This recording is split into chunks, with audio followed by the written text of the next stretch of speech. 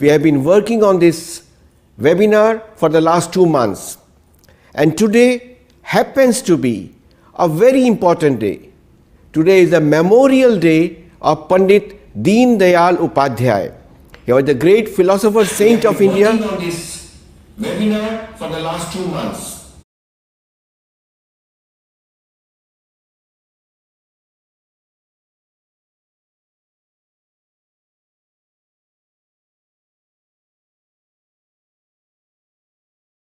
He was a philosopher saint who gave the theory of integral humanism, that meant serving the humanity and serving the last man in the line of progress. We call it in Sanskrit Antyodaya. The last man must be served. And he said that serving the humanity, serving the poor is serving the God. While paying homage to Pandit Deendayal Upadhyay ji, I welcome all the delegates from various parts of the world, from Ecuador to Madagascar, from Bangladesh to Israel, from Japan to South Africa. They have worked very hard, and though we have 5 minutes time for each, but still I think that within this period we can say a lot to the people. Friends, National Monuments Authority is the largest statutory body in India that works for the monuments. We have almost 4,000 monuments from east to west, north to south, from Tanjavur, Brihadeshwar temple to Martanda temple in Kashmir, Kamakhya in Assam, Tawang in Arunachal Pradesh, Hemis Gompa in Ladakh, Pratapgarh in Maharashtra, and world famous temples, world famous monuments. One of them, the iron pillar or the Vishnu Stambh is in Delhi, which is 1800 years old, and that's an iron pillar. It has not rusted for 1.5 millennium. It shows the great achievement of the Indian scientists in those areas, in those periods, in the thousands of years before. We have got the chariot of Mahabharata period in Sinali that dates back to 2000 BC. So that chariot also proves that the chariots were here much before the Hittite used in the Western Hemisphere. So friends, most welcome, and again a namaste, a warm namaste to you all. We are very fortunate that today the Secretary Culture, Mr. Govind Mohanji, he is a very ardent philosopher, a student of archaeology, has been taking a great interest in the preservation of monuments. He belongs to the Indian Administrative Service, a very senior officer. May I request Govind Mohanji to please give us the opening remarks. Over to you, Govindji. Good morning to all the delegates. This is an occasion of immense joy and pride for all of us in the Ministry of Culture that the National Monument Authority, under the dynamic leadership of Dr. Tarun Vijay, in collaboration with the International Council for Cultural Relations, ICCR, has organized this seminar and conference on the historic opening of the Kashi Corridor by the Honorable Prime Minister of the country. As we all know, the city of Kashi has a special place in the heart of every Indian. This is a city which is 3,000 years old, which has living traditions going back into millennia.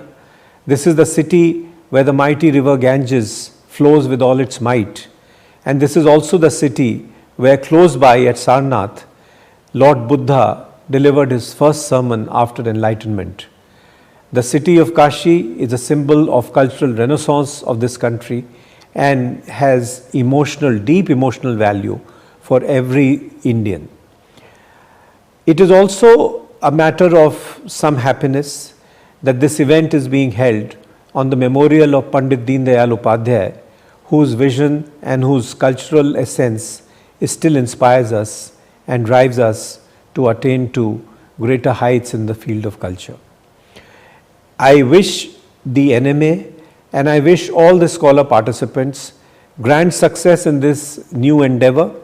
I hope your deliberations come up with detailed work and research on the science and art of conservation of monuments, which will help us in the Ministry of Culture, in the Archaeological Survey of India, in preserving this precious heritage of this country. Once again, thank you and wishing you all the very best for this event. Thank you. Thank you so much, Govindji, for your words of wisdom and words of support that has boosted our morale. You have rightly said that the Kashi Corridor's inauguration by the Honorable Prime Minister inspired us to hold this seminar, and we were thinking to hold it in Kashi itself, but due to certain logistic constraints, we are holding it from Delhi, but it's an international seminar. And we also feel that the Kashi Corridor has also given a hope to those who are fighting the colonial mindset, who are fighting the slavish mindset, because India has been under the colonial subjugation for several centuries, has been continuously fighting those colonial powers. And one thing that the colonial powers do to the subjugated people is to erase their memory. And that has to be resisted. We have done wonderfully in India under the Modi government, and now under the dynamic leadership of Honorable Minister of Culture and Tourism and Northeast Affairs, Shri G. Kishan Reddy ji, Minister of Culture, is doing a great work for the preservation of monuments, especially Rakhi Gadi, Dholavira and Shiv Sagar monuments. May I request Honorable Minister Shri G. Kishan Reddy ji to please have the inaugural comments made and bless us and inspire us with your words of wisdom. Thank you, Shri Kishan Reddy ji. सबको नमस्कार. Friends, I welcome all the participants for this webinar, and I am happy to greet and share my thoughts on the great philosopher Pandit Deendayal ji Punyatithi Day. I would like to congratulate all the officers of the National Monument Authority for organizing this international webinar to mark the Punyatithi of the great thinker Pandit Deendayal Upadhyay ji. Friends, our Prime Minister Shri Narendra Modi ji has been vocal about people's participation in preserving the Indian archaeological legacy. I am happy to know that the National Monument Authority has done commendable work to today. On the occasion, it is heartening to note that the National Monument Authority, in collaboration with the International Council of Cultural Realization, ICCR, is commemorating the heritage, opening the Kashi Corridor. The majestic Kashi Corridor goes beyond the group of temples and monuments existing in the city. In a large sense, it is the soul of Bharat legacy and civilization. Today, I am sure that the exchange of thoughts between various distinguished scholars from all over the world will enhance the monument's protection, movement, and help preserve values, unity, and peaceful cooperation.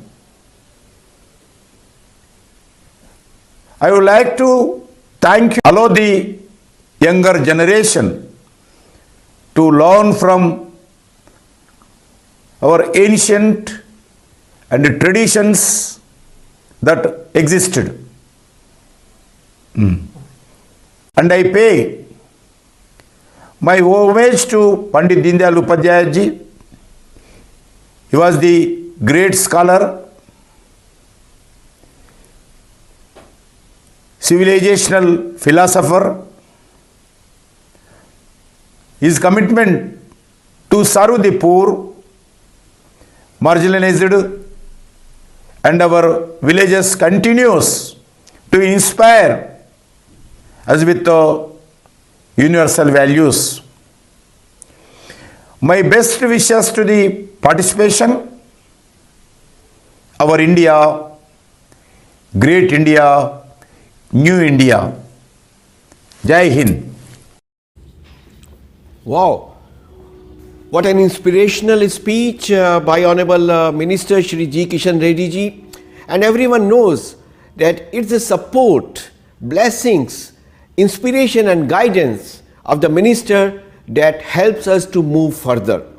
Even for the preservation of the monuments, it's the minister's vision and the support, financial support and the guidance that helps us to move in the direction for which the Constitution has mandated us.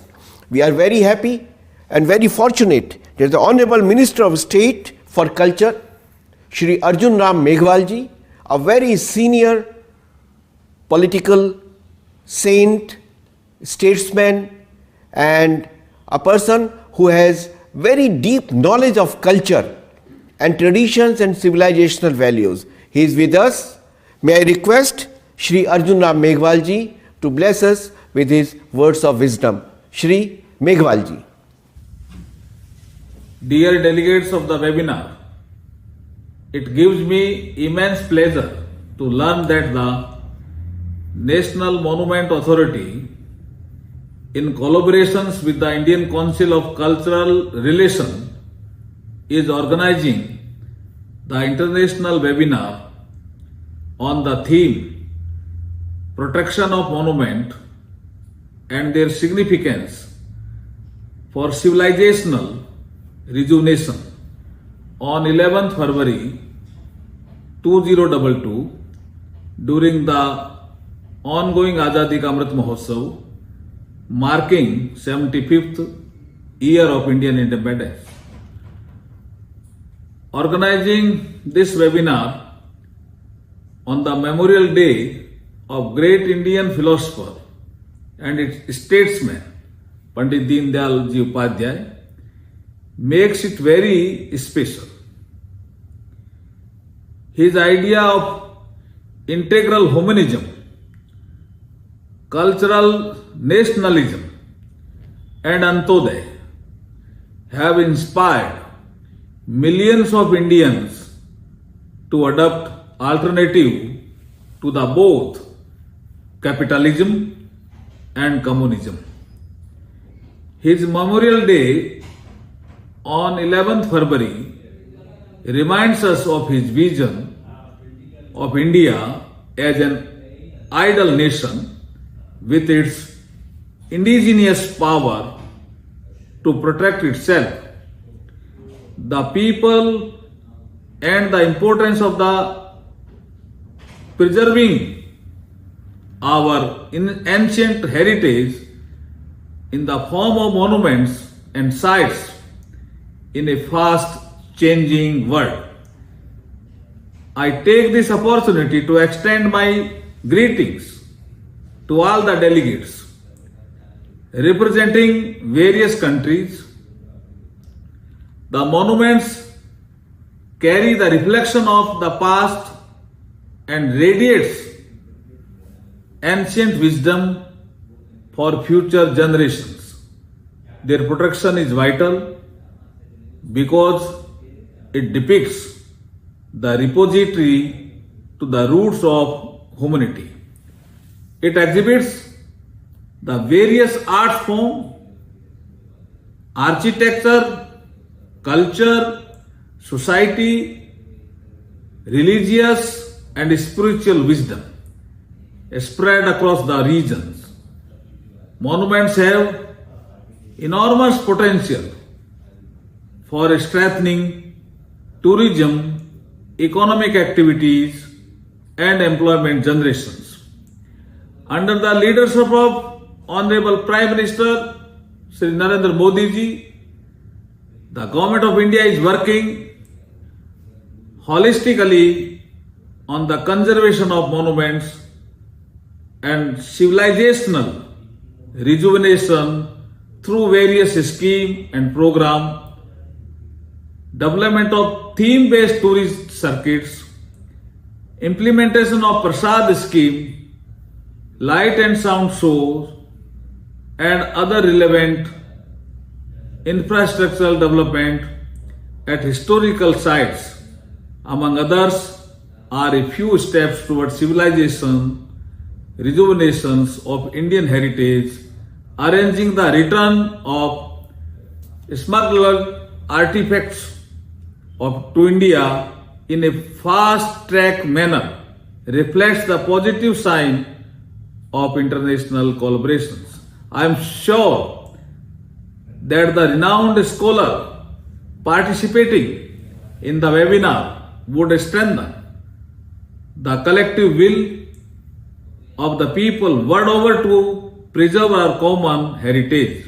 With this, I again convey my best wishes for the success of the webinar. Thank you. Thank you so much, Honorable Minister Meghwalji. I pick up two major issues that you have mentioned just now in your brief speech statement. And the one is that we are celebrating the 75th anniversary of our independence. We fought fiercely against the colonial powers under the leadership of Netaji Subhash Chandra Bose, Lokmanya Tilak, Shri Arvinda, Dr. Hedgewar, and many other revolutionaries like Bhagat Singh, Chandrasekhar Azad. And we have their monuments of independence spread all over India, where we are holding special functions during this 75th year of independence. Second is civilizational rejuvenation. When I discussed this civilizational rejuvenation with the Honorable Minister of External Affairs and Culture, Srimati Meenakshi Lekhi ji, she said that Tarunji, the Kashi corridors opening is one of the major steps taken by the Prime Minister for decolonizing our thinking. May I request Meenakshi ji, please honor us with your views. In spite of being very busy, you have found time to join us. Srimati Meenakshi Lekhi ji, Honorable Minister of State for External Affairs and Culture. Please, over to you. National Monuments Authority has a unique constitutional mandate to ensure preservation and protection of the monuments. I'm happy that it has done commendable work to realize the vision of Honorable Prime Minister. It is delightful to note that NMA, National Monuments Authority, in collaboration with ICCR, is commemorating historical galaxy of the Indian civilizational monuments on the theme Protection of the Monuments and their significance for civilizational rejuvenation. On 11th February, which is Memorial Day of our great philosopher and statesman Pandit Deendayal Upadhyay, who awakened India with cultural values of integral humanism. My best wishes are with the team of National Monuments Authority and ICCR to make this webinar a valuable knowledge-sharing exercise with participants from abroad and make this program a successful one. May we all help each other to preserve memories through preserving monuments. Jai Hind. Thank you so much, Meenakshi ji. You have really boosted our morale and given us a guidance that will work wonderfully in the coming proceedings. Now, may I request Dr. Vinay Sahasrabuddhe, an author, philosopher, activist, and he had spread the message of Indian civilizational values world over as the President of Indian Council of Cultural Relations. He is Honourable Member of Parliament, Upper House, and a very good friend of ours. May I request Vinayji to please have your statement and inspire us with your words of wisdom, because without the help of ICCR, it would have been very difficult for us to organize this webinar. Vinayji. Namaste and greetings to all who have gathered here in this international webinar organized by the National Monuments Authority of India. And the subject that they have selected for this webinar, which is about the importance of preservation, conservation of monuments and heritage sites. It's something very, very relevant for today. And I'm really happy that monument authorities and their representatives from different countries are joining this webinar. So as the President of the Indian Council for Cultural Relations, at the outset, let me offer all my greetings for this very important event organized by the National Monuments Authority. And I wish this event every success. We work for cultural relations, and I believe in the context of cultural relations also, the importance of preservation of national monuments, conservation of heritage sites, and their further development is something very, very critical. Because in India, as we observe, we are not just a country, but we are a civilization. And therefore, there is a civilisational history, and all historic monuments definitely are symbols of our rich history. Similarly, in every other country, they also have their own history, they have their own heritage, and therefore preserving those monuments which are symbolic of the very rich historic past of respective countries, it's something very, very important. In a way, these monuments are something which every present generation, every contemporary generation will have to hand over in a better shape to the next generation. This is what is paying the debt back to the society, to the history, to the past, and therefore this is something very, very important. And I believe that the more we work towards creating greater awareness and sensitivity about these issues, better for the generations to come. The second important aspect is that preservation and conservation of monuments and heritage sites is also important from the point of view of our cultural traditions, the tourism that every other country expects to develop, and also to enhance the footfall at every other site, and thereby creating more career opportunities. Because after all these monuments, if we really preserve them, take care of them, protect them properly, then they have the potential of attracting interested tourists.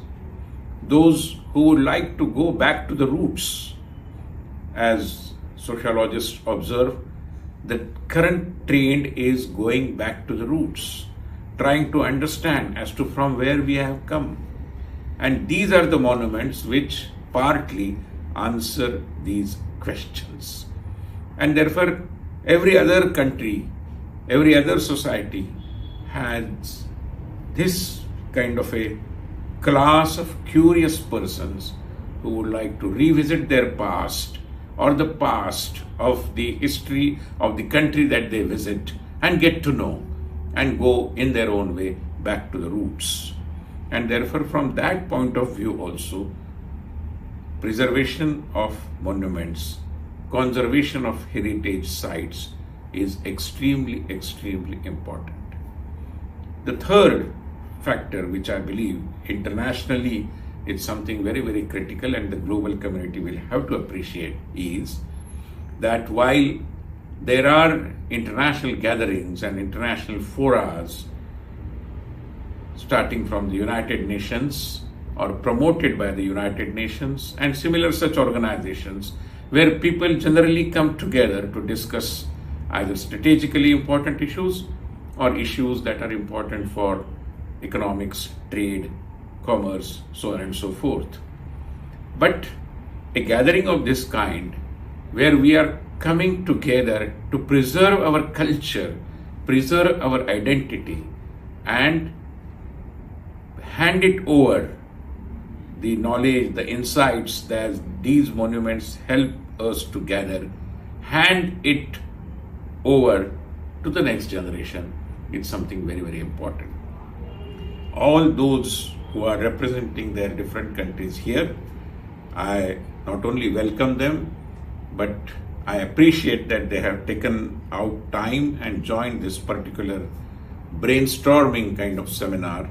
I am sure this coming together will lead us to a more concrete action plan, and all of us together can preserve our heritage, our monuments in a better way to hand that treasure to the new generation, to the upcoming generation, and to continue the unstoppable flow of our civilisational journey. Thank you very much. Thank you very much, Vinayji. You really spoke from heart. You rightly said that the monuments are the memory books of a land, a people, a society, and a nation. We have to preserve them for the coming generations. It is our bounden duty. And let's begin a global movement for the preservation of our monuments in each country. We have a great number of very star speakers from various parts of the country. In some of the countries, the time is rather very odd, like in Brazil, it's 8 a.m. now.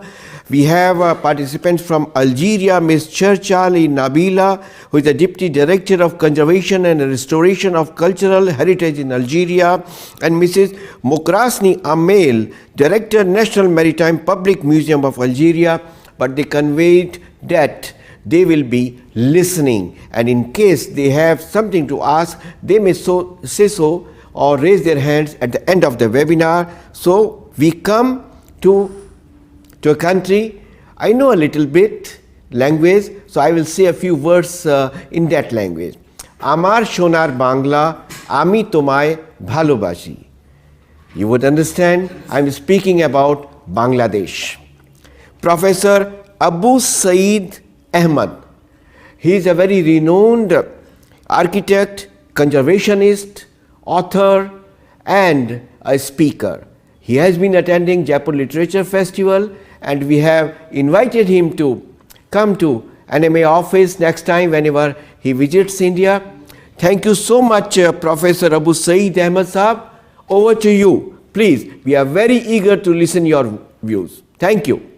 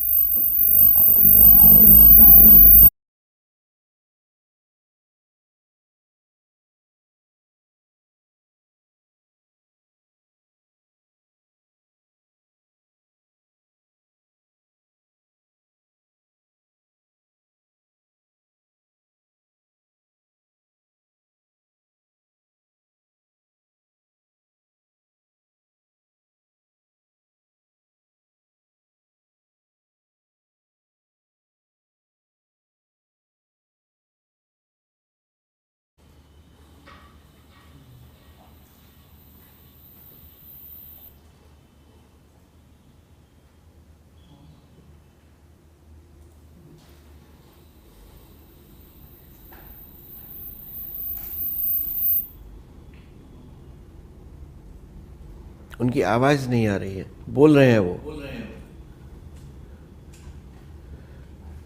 Can you call him?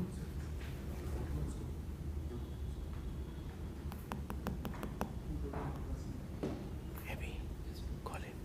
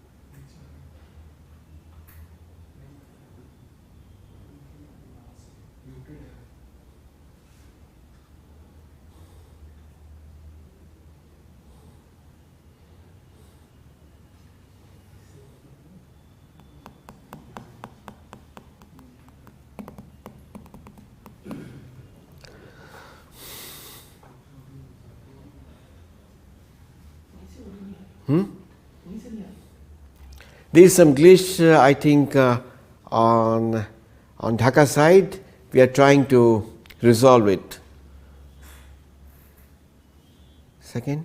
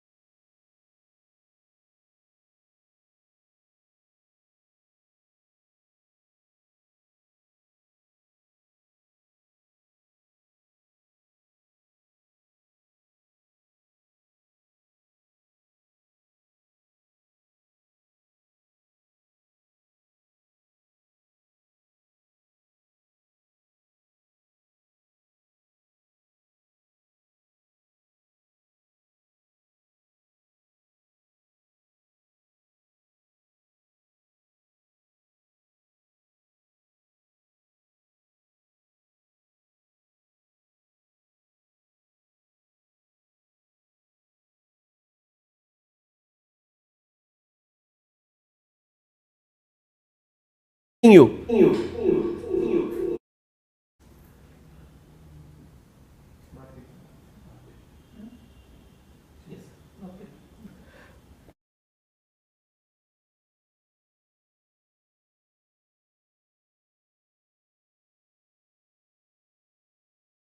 Very clear. Can you just begin afresh? My apologies for this.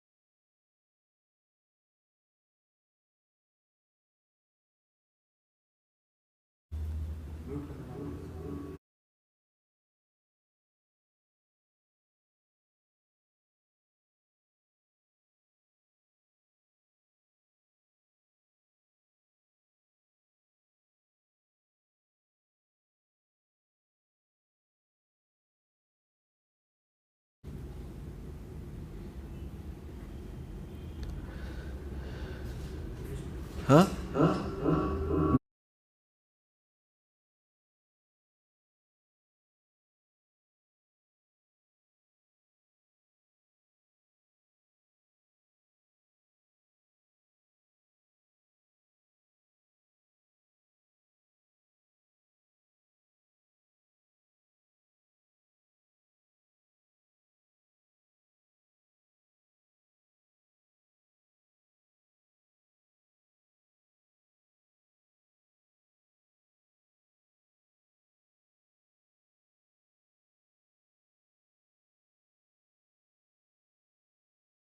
Getting my voice?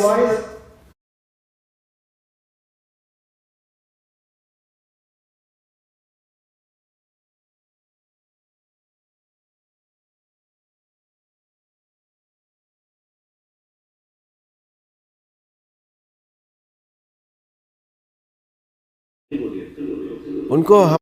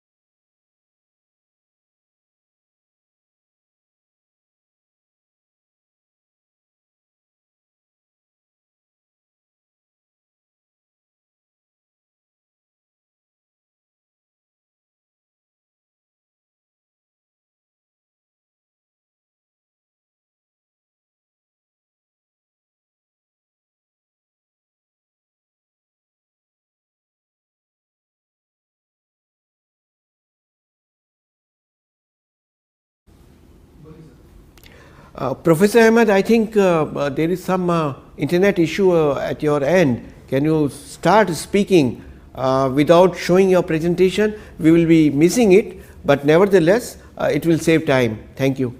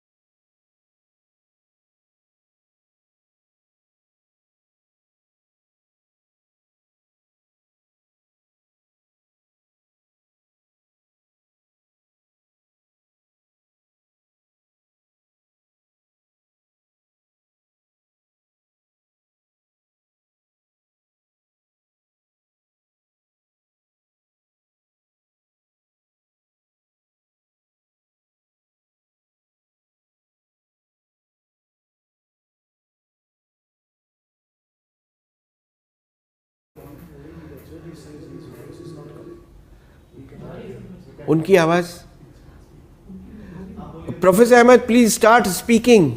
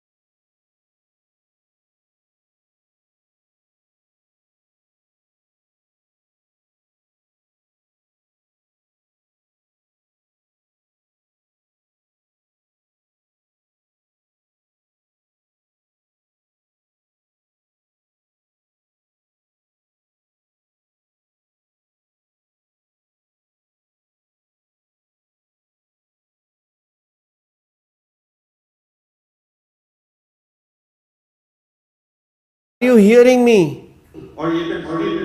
Professor Ahmed, are you listening? We are getting your voice crystal clear. Don't go on telephone. We are not calling you. Please complete your statement. We are getting your voice crystal clear. All right.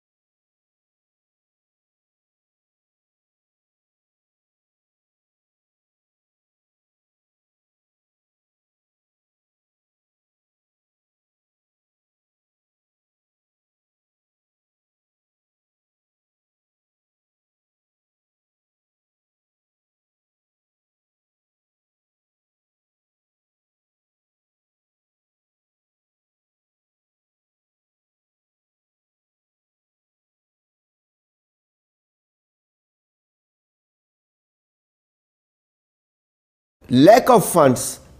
It's the same thing, we sail in the same boat. Here also we feel that more and more funds are needed for the preservation of our monuments. Fortunately, like your government is helping to preserve more monuments, our government is doing the same thing. Now I come to a nation of happiness, a nation of the greatest happiness on this earth, a very beautiful nation. You understood? It's Bhutan. May I request Miss Pemaji? She is the Chief Architect, Division for Conservation of Heritage Sites. Pemaji, over to you. We are very eager to listen to your views, and I am sure that in Bhutan, monuments also add to the levels of happiness definitely. Thank you so much. Over to you.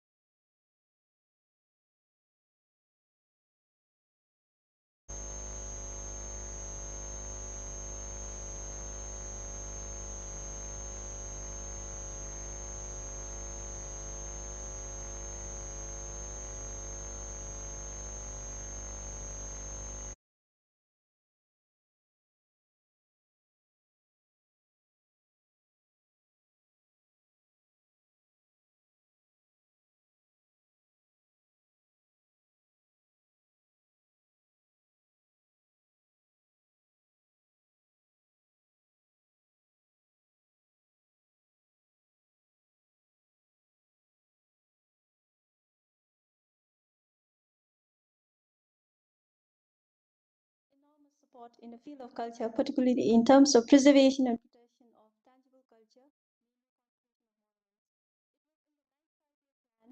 The Government of India, for the first time, has extended the support for preservation and protection of culture, historic monuments, and the support is still being continued in the 12th Five-Year Plan. On this note, I would like to take this opportunity to express the sincere, heartfelt gratitude on behalf of the gratitude to the Government of India, on behalf of the Royal Government of Bhutan, the Department of Culture, Ministry of Home and Culture Affairs, and on my own behalf for the support rendered for the conservation of monuments for the last 15 years. Historic monuments play a vital role in the daily lives of Bhutanese people, as historic monuments are not mere a structure or building. Rather, they are very much part of the living tradition and custom. Unlike other parts of the world, historic monuments in Bhutan are still in use and known to be living monuments, and regular maintenance, repair, and modification as part of conservation is inevitable and critical to keep the monuments functioning and relevant to the current society. Bhutan has come a long way, particularly in terms of professionalizing conservation of monuments, and there is a drastic shift from the restoration of monuments being craftsman-driven to now led by conservation professionals, mainly conservation architects and engineers. Having said that, conservation in Bhutan is not just a work for maintaining the monuments, but rather seen as an opportunity or a platform of keeping alive the knowledge and skills possessed by our craftsmen, which is an important part of our living tradition and culture, and it is noted to be one of the main sources of income for our local craftsmen. Thus, the conservation of monuments has not only been professionalized but also create huge employment opportunity for the local craftsmen, and additionally create platform for promotion and continuity of traditional construction techniques and skills, eventually contributing towards preservation and promotion of culture. Conservation works on monuments in Bhutan, including new construction, entails to use of traditional construction materials such as stone, timber, and mud, resulting in great detailing on traditional construction skills and knowledge, starting from what kind of tools are being used, on fabrication of timber components to dressing of the stone. The kind of materials and techniques used differentiates the work on monuments from other structures. Conservation works on monuments allow craftsmen or people possessing traditional skills and knowledge to feel the pride and be inseparable from our culture, which is going beyond earning of their living. So department has been able to give recognition to our traditional craftsmen equivalent to modern technicians through the conservation works on the monument. Conservation works on monuments has suffered the least when it comes to the impact of the COVID-19 pandemic, and this is mainly because the conservation works on monument used local materials and employ local people. The department managed to continue the conservation work on the monuments without much issues and challenges. This proves the sustainability aspect of the conservation works on monument and conservation as professions. There is no doubt that conservation of monuments is a skill-driven and specific knowledge and skills, and thus the Department of Culture under the Ministry of Home and Culture Affairs have been able to gain and impart those skills and knowledge through the conservation projects and has been able to successfully build in-house team as conservation professionals. Thus, the monuments have become important source of learning for the conservation professionals. The conservation as a profession has gained momentum over the last decade, and the Department of Culture, as the experts in the field of conservation, has been able to pave the way across all the sectors. All conservation works on the monuments are carried out without seeking external advice and support from external experts. Conservation of monuments has always been government-driven activity or initiative due to lack of conservation experts in the market. The Department of Culture has now started to extend the profession of conservation to private technical professionals and technical firms to enable the private sector to contribute towards protection and management of monuments. The department has now started the capacity building program for the private technical professionals and technical firms on conservation. The collaboration with the Department of Culture, with the blessing and guidance from the government, is exploring collaboration with external experts on making this capacity building program a recognized platform at regional and international level to take forward the professionalization of conservation for better protection and management of historic monuments. The department feels that with the rich experience of protecting and managing diverse and numerous monuments in India, the National Monument Authority is one of the potential collaborator to work on professional development and capacity building for conservation of monuments. The collaboration will create a platform for the conservation professional in both the countries to share the professional experience and knowledge in conservation of monuments. I would like to conclude my statement by thanking the Royal Government of Bhutan for nominating me and giving the opportunity to participate in this webinar, the National Monument Authority for organizing this webinar, the Embassy of India in Bhutan for extending the invitation to the Royal Government of Bhutan to participate in this international webinar. Last but not the least, I would like to thank Mr. Tarun Vijay, the Chairman of National Monument Authority, Minister of Culture, India, to your warm invitation. Thank you. It was so sweet of you, having spoken in very details, and in spite of the fact that you could not give the presentation, but your details were so graphic that we could understood what you have to say about the monument preservation in Bhutan. We are very grateful to you, and thank you to our Ambassador Ruchiraji for having this organized. Now, friends, our dear participant, Mr. Tesos Lycorgo from Brazil, he suffered suddenly 2 days back from COVID-19, and he has expressed his inability.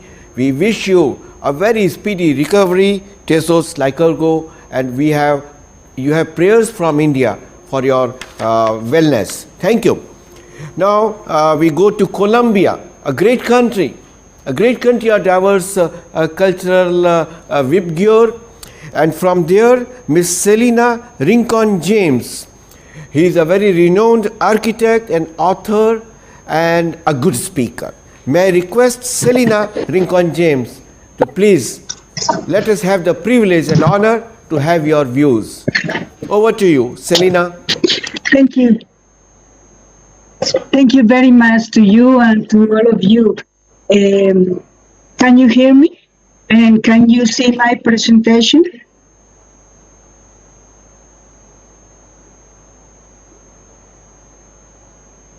Sir? Can you see?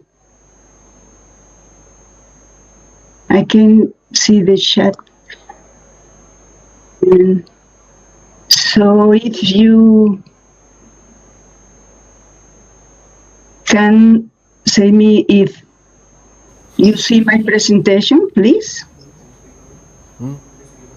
Please speak again. Selina, we are seeing your presentation. Thank you very much. Thank you so much. Now I turn off the camera just in case. And just could you turn off another microphone because I hear you twice, my voice. Could you turn off your microphones, please? Microphones.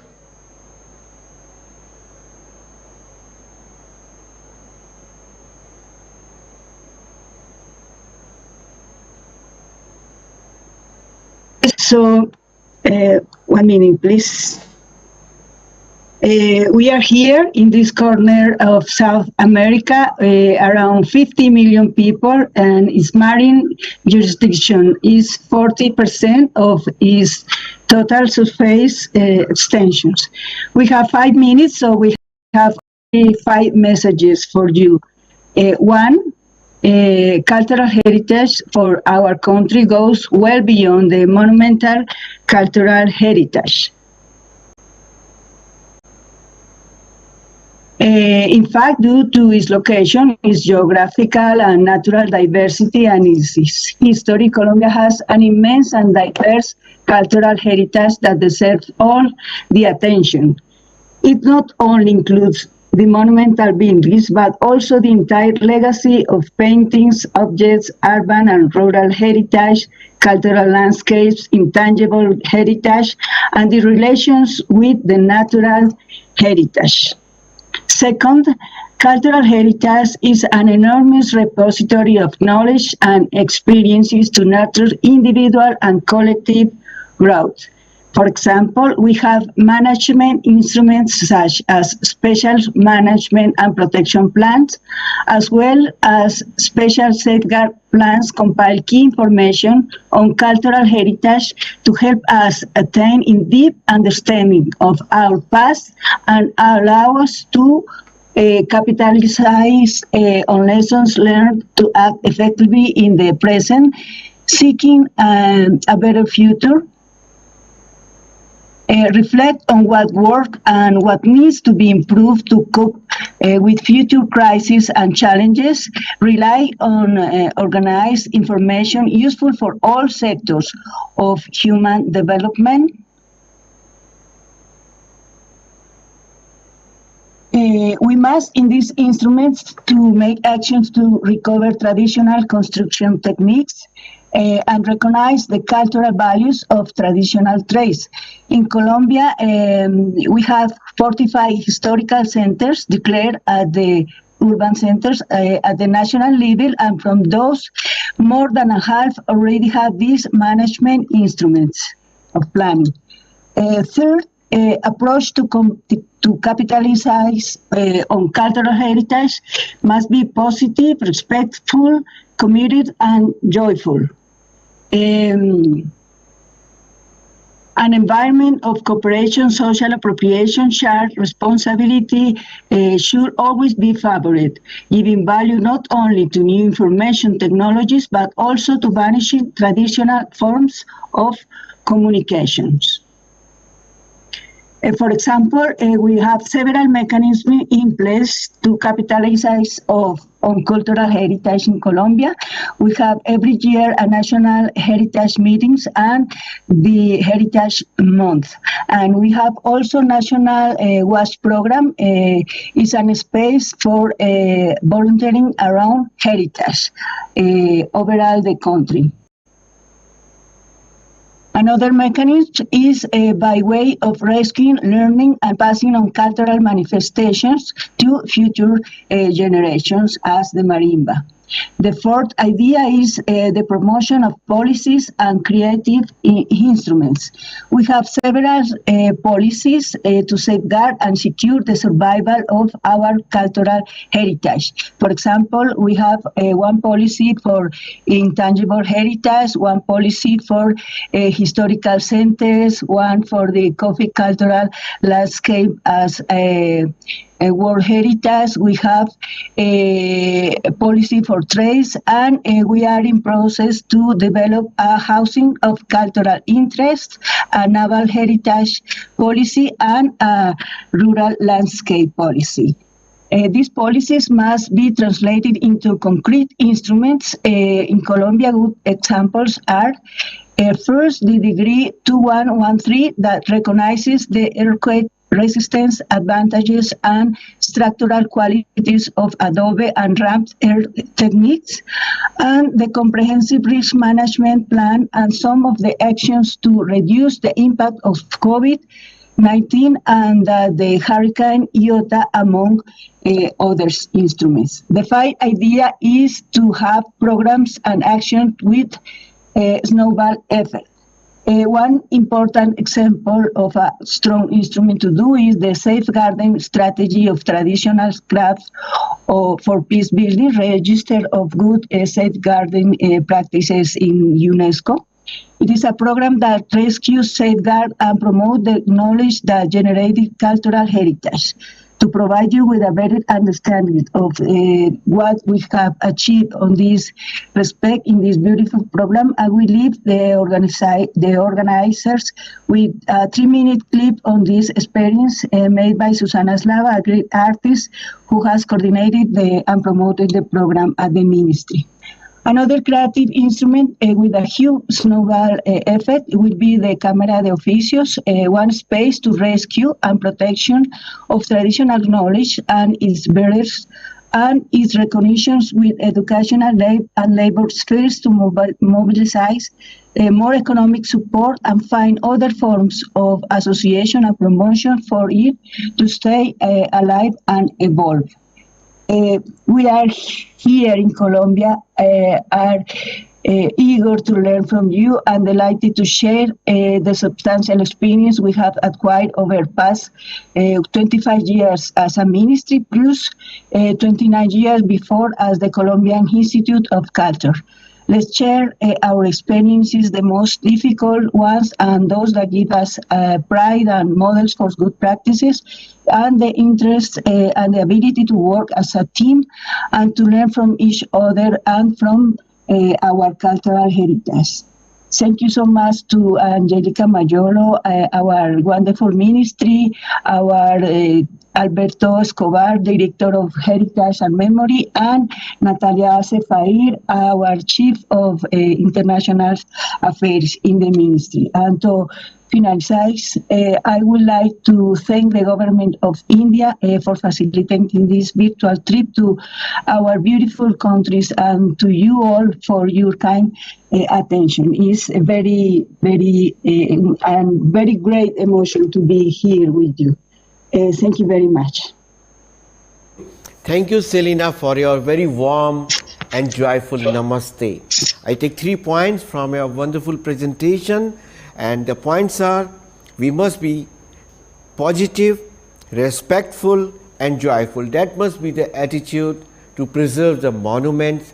You may be having a lesser number of, comparatively lesser number of monuments and cultural heritage sites, 45 historical centers that have been declared at the national level, but your plan is very vigorous to preserve them, and especially the volunteering around the heritage is something that is very important. We also do here in the public-private entrepreneurship, togetherness, and volunteers from the colleges and universities. We invite them to preserve the heritage. Thank you so much, and love from India for all the Colombian people. Thank you so much. Now we go to Egypt, the land of grand monuments. We too have in Assam one monument of the Ahom kings, and we call it as the Pyramid of India. We have Professor Muhammad Rauf Badran. He is the archaeologist and heritage specialist in the Ministry of Tourism and Antiquities, Cairo, Egypt. Grand. When you say Egypt and the river Nile and the pyramids and the mummies and all that history comes before your eyes. We are very eager to hear you, Professor Muhammad Rauf Badran. Over to you, please.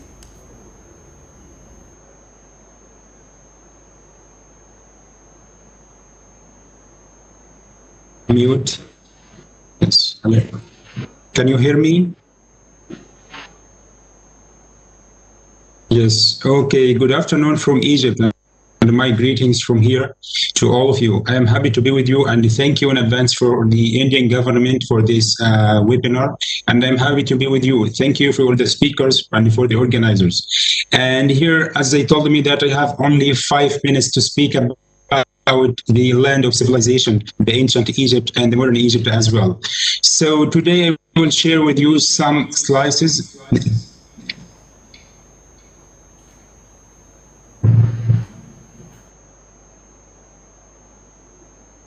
What happened?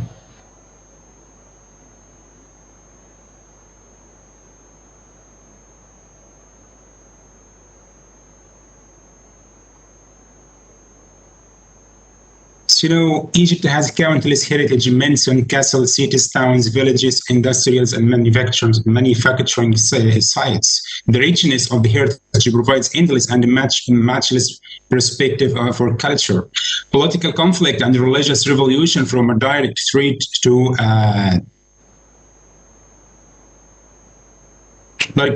the buildings in various areas, historical, archaeological sites, and religious monuments.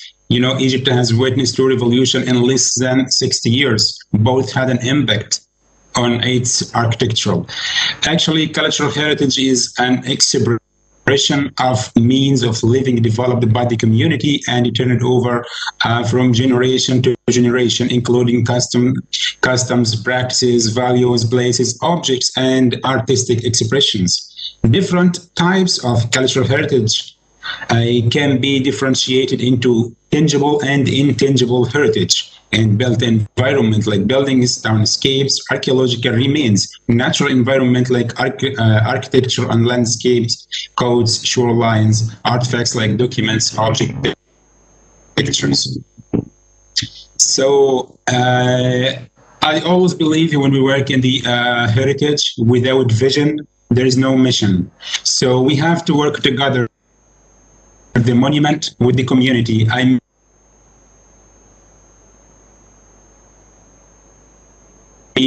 the people, the other areas are the first offense. For the archaeological sites, we have plans. So we are working according plans using the smart excavations, we arrange conferences, we arrange discoveries, we have documentary movies that's published by BBC, Discovery Channel, or National Geographic. We were creating as well, 10 years ago, a new department for documentation. So as well, we believe that the government only cannot do anything. So we have a new cooperation with the private sector. So as well, the foreign ambassadors who are living in Egypt are participating with us in the celebration of the new discoveries every year or maybe every month.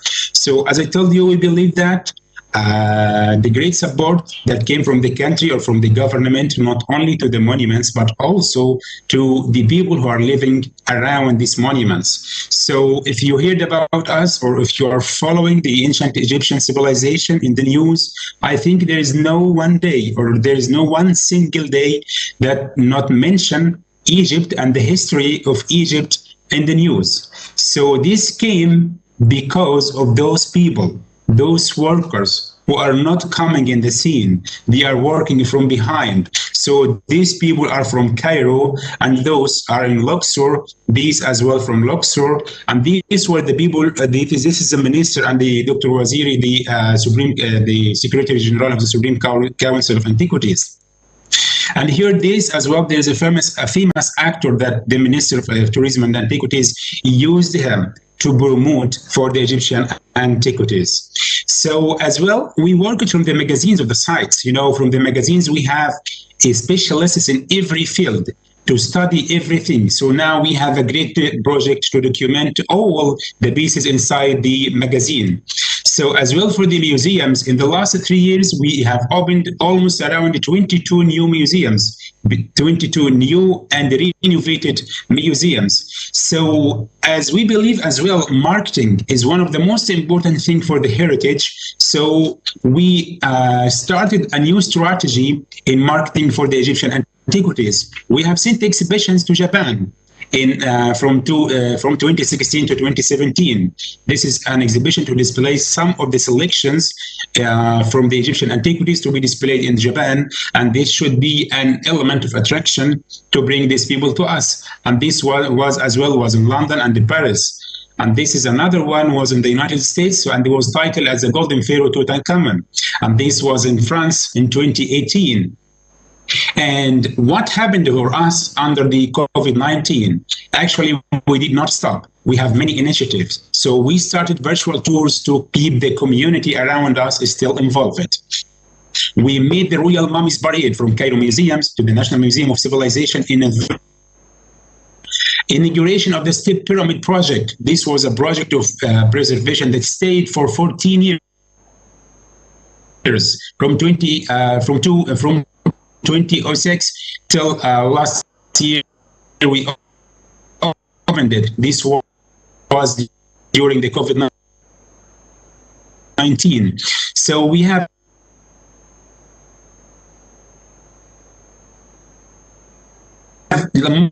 archaeological. During 2020, we opened with the cooperation in a very unique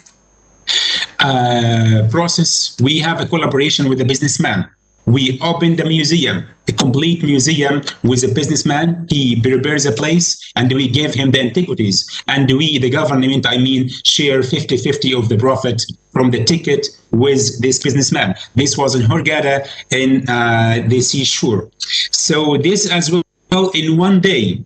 In an exceptional day, the President Abdel Fattah al-Sisi, the President of Egypt, opened 3 museums in 1 minute. One in Kafr el-Sheikh and one in Sharm el-Sheikh and the Royal Courage Museum. So as well, we believe that in the Christian people, or all of you know that the Holy Family, Jesus Christ and the Virgin Mary and Joseph the Carpenter came to Egypt and they spent here like 3 years. They were escaping from the persecution, and they had a trip from Belgium to the south of Egypt. And this, that we call it the first trip in history or in the Christianity. So today we are reviving this route, and as a kind of attraction to bring the people to us. So Saqqara, during COVID-19, we did not stop. You know what we did? We made an online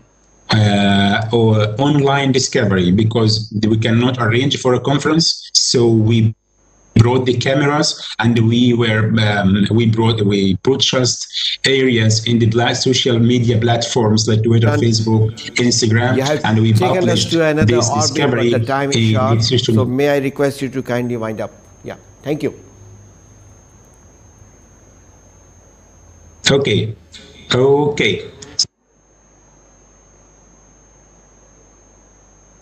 Mr. Badran, you took us to another orbit of monuments.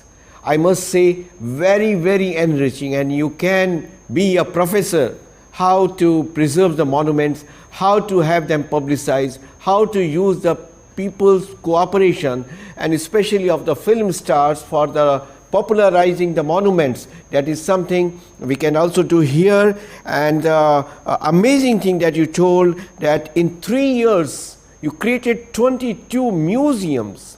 It's something unbelievable in spite of having so many upheavals.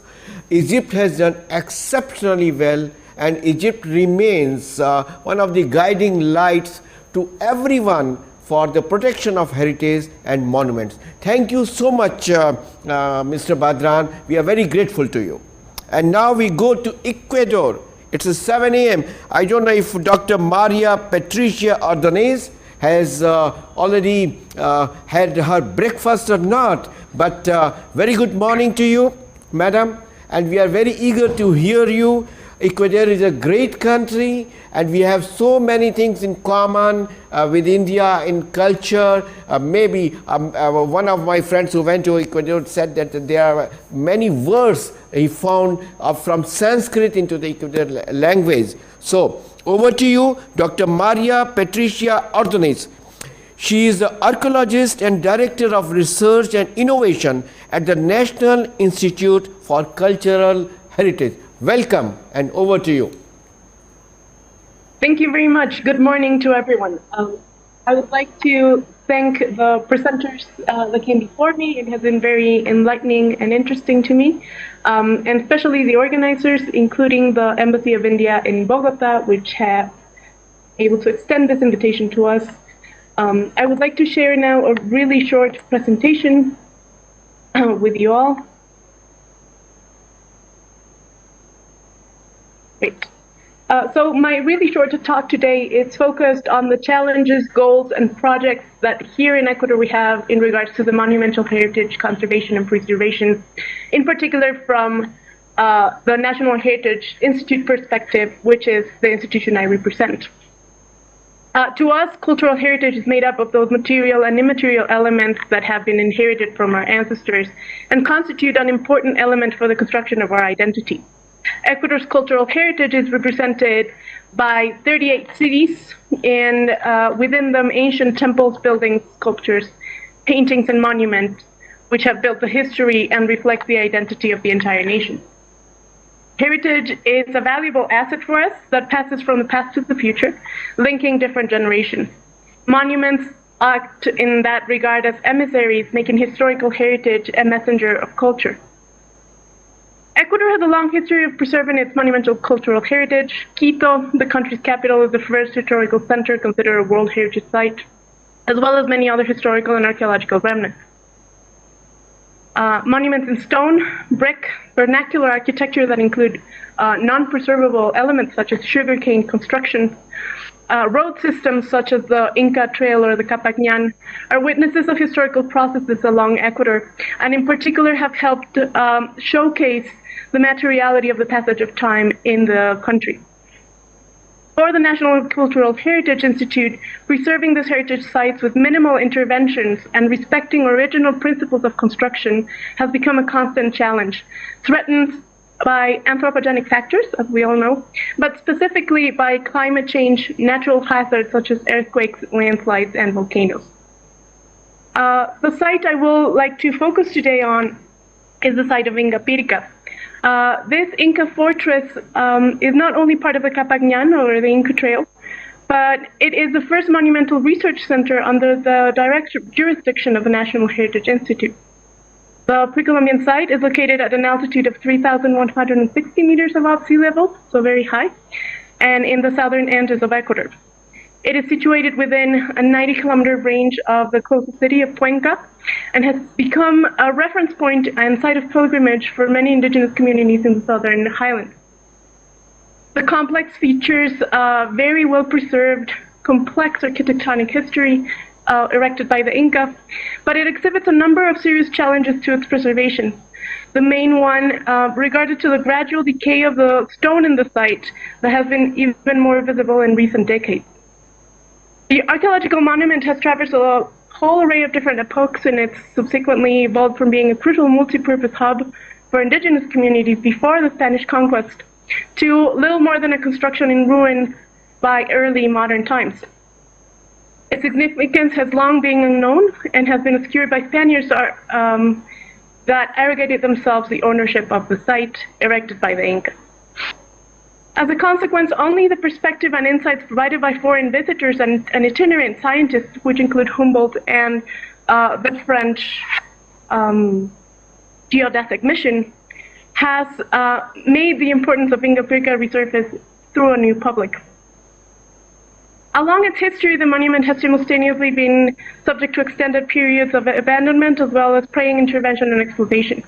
In the first half of the 20th century, it experienced a significant surge before the historical, cultural, and archaeological value has been reasserted and reappreciated. This process gave rise to a new type of awareness within the government authorities that fostered research, restoration, and conservation activities. This on the basis of especially academics from different parts of South America, which have consulted on the better ways to preserve especially the stone and the surrounding areas. All the aforementioned aspects, looking at Ingapirca from scientific, cultural history, and modern perspectives, render it one of the major gems of heritage of the Republic of Ecuador. Right now, the country is part of the efforts aided by the Ambassador Funds of the United States, under which the stone materials are being consolidated and some of the water drainage is restored. Nevertheless, there is still a lot more information that needs to be gathered from foreign academics and professionals on the type of conservation that this type of stone needs to undergo, especially under current circumstances of climate change. The site has empowered surrounding communities such as Quiloa, Sixid, El Cigne, Huanocopamba, and Silante Bajo, and has reduced illegal looting activities that plague the area and helped showcase the importance of investing in monument preservation. This cannot be overstated. Nevertheless, this is a site that has a very visible monumental capability. Today, the National Heritage Institute is also learning what to do with its other research center, the site of Cerro de Hojas Jaboncillo. The learning experience in Ingapirca allowed the Institute to replicate a model in an even more challenging site. And this site has been occupied for almost 1,000 years in the coast of Ecuador. We have managed to transform 7 hectares of mountain, which were originally, here you can see the entire mountain, agricultural terraces, living quarters, wells, and ceremonial sites. Most of these structures are still covered by vegetation, and so it was only through LiDAR and other ground-penetrating techniques that we can discover most of what is still hidden underneath. The Institute has been in charge of the site since 2016 and has introduced regulations to call illegal mining, looting, and other destructive practices in the area of influence. However, the challenge remains, how can you protect what you don't see? Protecting monumental heritage has proven to be a motor of community involvement and transformation, and it is precisely through the cumulative experience that other sites have allowed us to gather that we are sure today we can provide further tools to bring past alive and make it relevant again. And we are very thankful to be able to participate in this kind of symposium because the questions we have and the challenges that have been brought up certainly do need various perspectives and to learn from other experiences from us. I hate to intervene, but Thank you very much. may I request you to kindly wrap up as soon as possible. Thank you. Sure. Hello. Thank you so much, Maria Patricia Ortiz.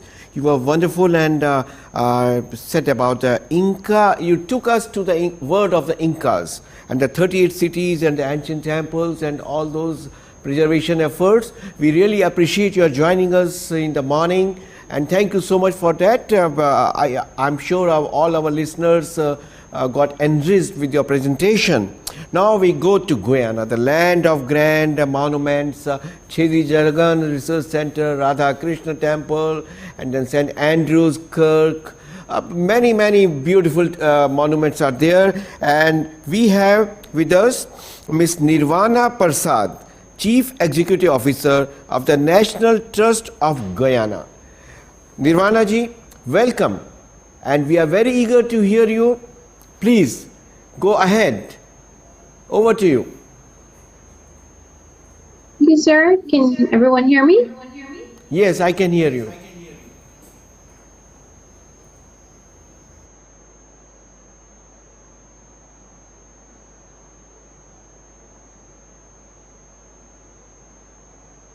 You're hearing me?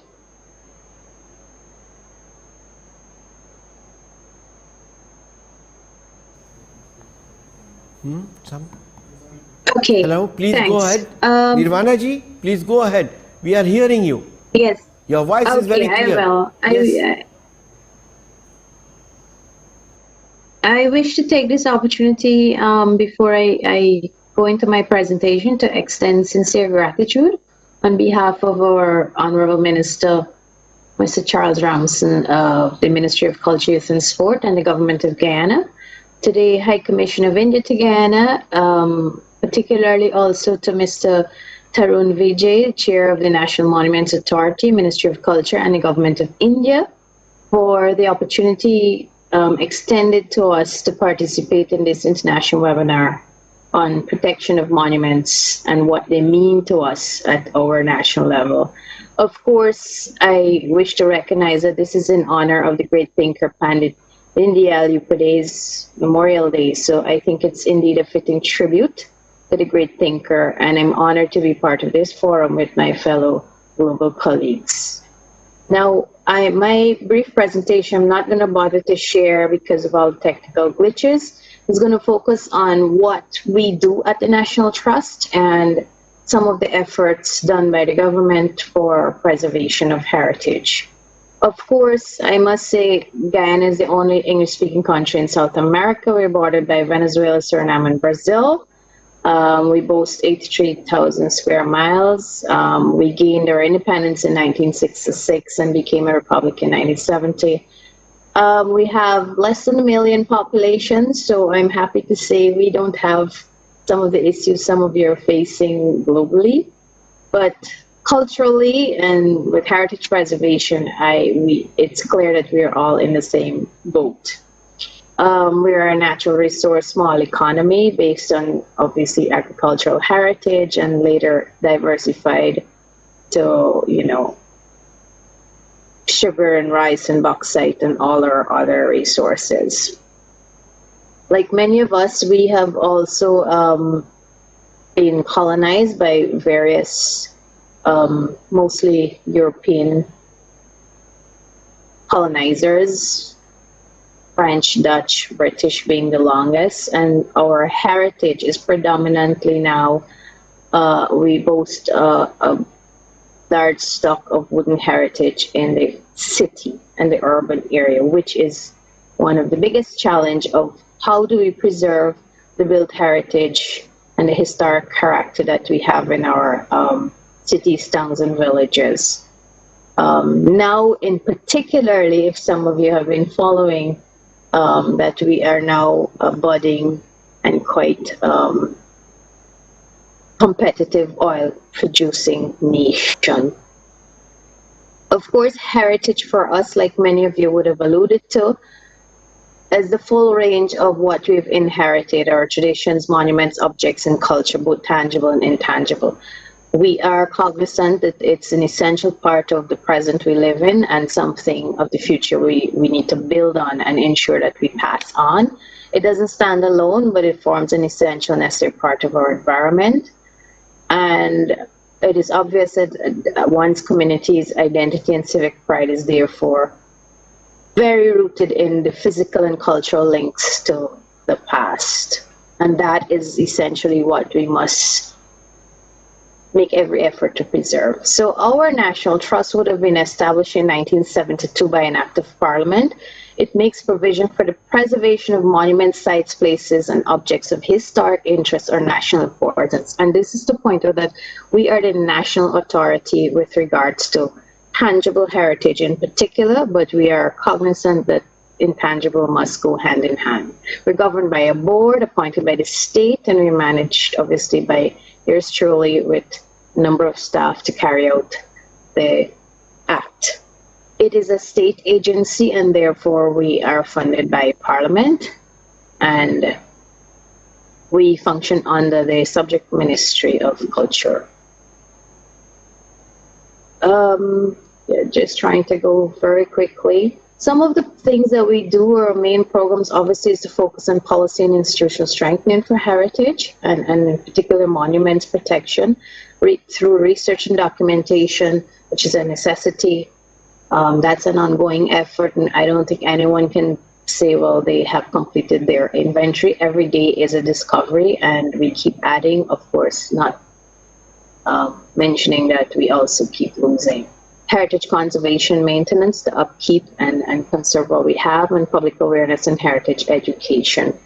Through these basic or main areas, we obviously and implement our act. We have developed guidelines for protection of monuments. We also are responsible for listing of monuments, whether private or public, and protecting them once they're designated through the legal outline process.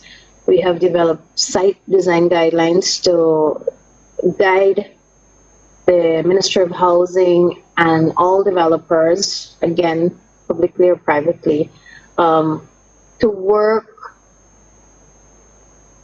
or to balance more or less progress and development and heritage preservation. Now, we all know that is a challenge, regardless of which country you're from. That is a challenge because heritage preservation is often seen as a hindrance to modern day concept of progress. We are currently at the ministry and of course with support from the National Trust working on the development of a national cultural policy that will guide or offer further support to the legislation that we have right now on heritage protection. Of course, we are supported by international conventions that we would have signed on to the 1972 World Heritage, the 2001 UCH, the 2005 Diversity Conventions. Those are all the international instruments that we lean on for support with heritage preservation.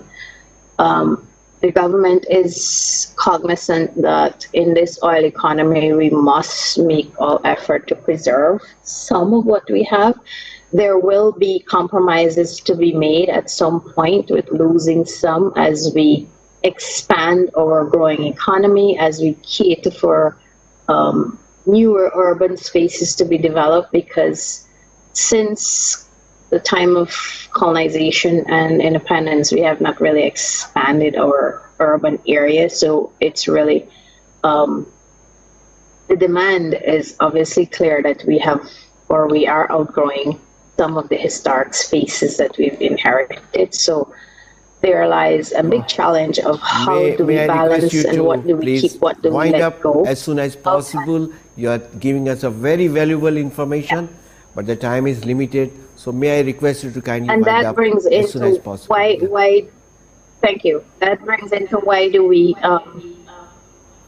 preserve, for whom, and what do we keep? Because obviously we are a nation that is made up with a multicultural society, people coming from, given slavery, given indentureship from India, from Madeira, from China, and then of course our independence. So we have a nation of, we love to say 6 people, but really it's very multicultural. So we have to balance everyone's identity, everyone's needs, everyone's opinions on how do we go forward. So we're aware of the importance of stakeholders being part of the process.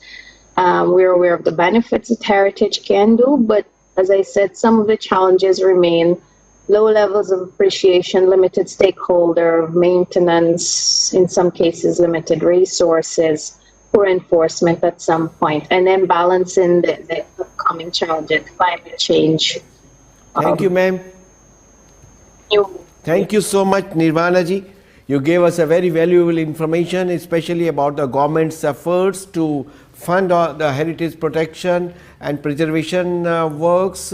Guyana is a multicultural, multidimensional country, and you are very right that you have to take care of the sentiments of all the sections of the society. Thank you so much for participating, and we are very grateful to you. Now, friends, we go to Guatemala. Yes, a great country, great culture, a very rich cultural heritage, and a lot of similarities in many ways with India also. They have done wonderful work in the preservation of heritage. So I would request Professor Alejandro Guerre. He's an archaeologist and an expert in Mayan culture. When you say Mayan culture, then it touches a very welcome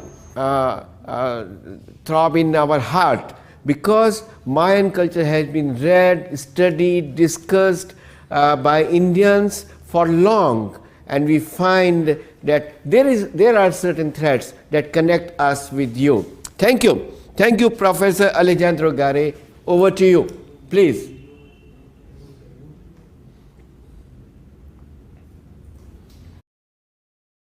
Hear me well? I'll just share my content. One moment, please. Hopefully you can see it. Yep.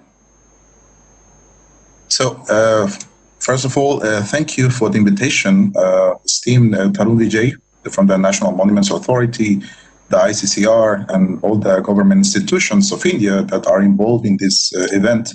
I know it's hard to organize something in these times. And also, thank you to the Embassy of India in Guatemala for the kind invitation for the participation. So if you allow me, I'll just briefly go through this in 5 minutes. In Guatemala, in general, we have a broad understanding of cultural heritage, which roughly corresponds to the UNESCO standards and definitions. And in general, we know that we talk about tangible, intangible cultural heritage, the movable, immovable heritage. So most of these categories are basically the same that we have adopted and adapted in Guatemala into our current legal framework. So we have already an elaborate legal framework already in place. In particular, for example, in Guatemala, our constitution and the law for the protection of cultural heritage of the nation are very good instruments when we are dwelling into these aspects of how to protect our cultural heritage, how to protect the monuments, how to protect cultural manifestations of the different peoples that live in Guatemala. Something that I find very interesting is that we have a day of national heritage, of cultural heritage in Guatemala, and it's actually going to happen in a few days, exactly in 15 days, on the 26th of February. So every year on the 26th of February, we are celebrating the Day of National Heritage or Cultural Heritage of Guatemala. And I don't know if many other countries have something like this. In general, like I said, the Constitution and the law for the protection of the nation's cultural heritage provide the legal framework. And this is something that sometimes is, not highlighted. But many countries try to work on this for a long time. And it takes a lot of effort to produce a document and the corresponding legal framework that allows for the protection of our heritage in different places. And I want to highlight that one of the most important aspects of the cultural heritage in Guatemala is that it is referred as contributing to the strengthening of the national identity. So we understand that cultural heritage is important, but it is important as part of this process to highlight and strengthen the elements that conform our identity as Guatemalans. I think this is very valuable to take into account. The monuments and the archaeological remains are not simply objects, they are not simply physical spaces, they're actually living heritage, as they still have an impact on the people's lives. We are still interacting with them, we're still getting involved with these objects, even though they have been produced maybe 1,000 years ago with cities that might have been occupied the last time 1,500 years ago. And these are symbols of our nations. They are learning spaces, they are tourist attractions. So we are still seeing a lot of the impact that this cultural heritage has for us. One of the biggest challenges in Guatemala is that we have to preserve this heritage. The preservation is one of the biggest topics, the biggest issues. Guatemala is one of the richest countries in the world in terms of cultural heritage. We are in similar standing to what we have like in India, in Egypt, in Mexico, and many other countries, where we have so much that is so hard to protect. So in the case of Guatemala City, for example, what you see here on the screen are images of Caminal Huyu, one of the most important archaeological sites in Guatemala. But unfortunately, this archaeological site has been already partially covered by the development of Guatemala City. As you can see, it's basically an island, a green spot in the middle of the urban area. Another thing that is important to highlight is that we are dealing with the topic of the objects and the artifacts and how they are collected. Second thing that is also I would like to highlight from Guatemala is that we have wide categories. Of course, we have the immovable heritage, movable heritage that we know from UNESCO and other institutions. But in Guatemala, we also have a category that's subaquatic heritage. So this is something that in legislations in many other countries is not covered, but in Guatemala we do have. In general, we have many archaeological sites. I cannot talk about this. Guatemala has hundreds, thousands of monumental sites that are testimony to the different epochs our country has been through, both pre-Hispanic, colonial, and contemporaneous or modern times. But usually in Guatemala, the pre-Hispanic period is widely seen as the main reference of Guatemala. When people think of Guatemala, they think about the Maya and our ancient civilization, which is already millennia old. So I would just like to mention briefly the four main aspects that we have as UNESCO World Heritage. As you can see, we have Tikal, which is this huge archaeological site in the north of Guatemala. Tikal was declared a UNESCO World Heritage Site, and it was the first mixed heritage site in world history. It was cultural and natural heritage in 1979. We also have Antigua Guatemala, which is the old colonial city of Guatemala, and these are two very different kinds of heritage. The case of Tikal is that this is pre-colonial, this is pre-Hispanic, and it's way older. While Antigua Guatemala, the colonial city, is just about 400 years old. That is also important to our history.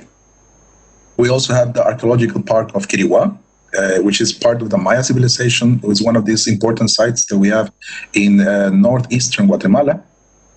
And it's important to highlight that Guatemala is not only about the physical heritage. It's not only about the monuments. We also have this living heritage, especially represented in the Maya culture. And this is connected with the fact that can say that about half of Guatemala is conformed by indigenous peoples. And among these manifestations of the indigenous peoples, we have two important UNESCO World Heritage. One of them is the Rabinala Chi, which is an intangible cultural heritage. And we also have the Nan Patch ceremony. These are both examples of the cultural heritage of the indigenous peoples. So in the case of Guatemala, we have challenges, we have achievements. One of the main challenges, I think, that everybody knows about this is that we lack funding, we lack personnel.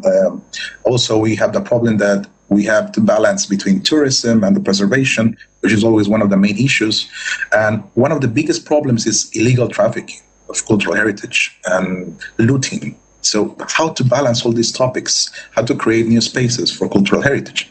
But at the same time, in Guatemala, we have very big achievements. We have the organized legal framework. As I mentioned, this is quite important. We have national parks. We have a lot of achievements in preservation of different historical sites and natural heritage. And also, I think one of the most important things is that in Guatemala, we have been able to develop a local academia, professionals that can take care of heritage, Guatemalan scholars that can take care of heritage. And this has to do with the fact that we have public awareness. And for example, now we have comics talking about our heritage, especially Maya heritage, pre-Hispanic. We have events and we have universities where our scholars can be prepared and formed as professionals. And for example, this year, in case you want to come to Guatemala, we have our major event, which is a symposium of archaeology in mid-July. But at the same time, the public has become aware about the issues and the damages that illegal trafficking causes. And this is also important because it's something that we don't comment a lot of, but it's a major issue for us. So, for example, objects have been retrieved from auction houses. People are becoming aware that they should not traffic with cultural heritage. And I think that this is important. We have to educate the public into the respect and the appreciation of their own heritage. So I think that's my presentation. Thank you very much for your attention and for the invitation. And hope it was clear enough for you. Each of you, ध्यान देने के लिए आपका धन्यवाद. So I must say in Hindi, in my Indian language, Namaste and Dhanyavad. You were wonderful.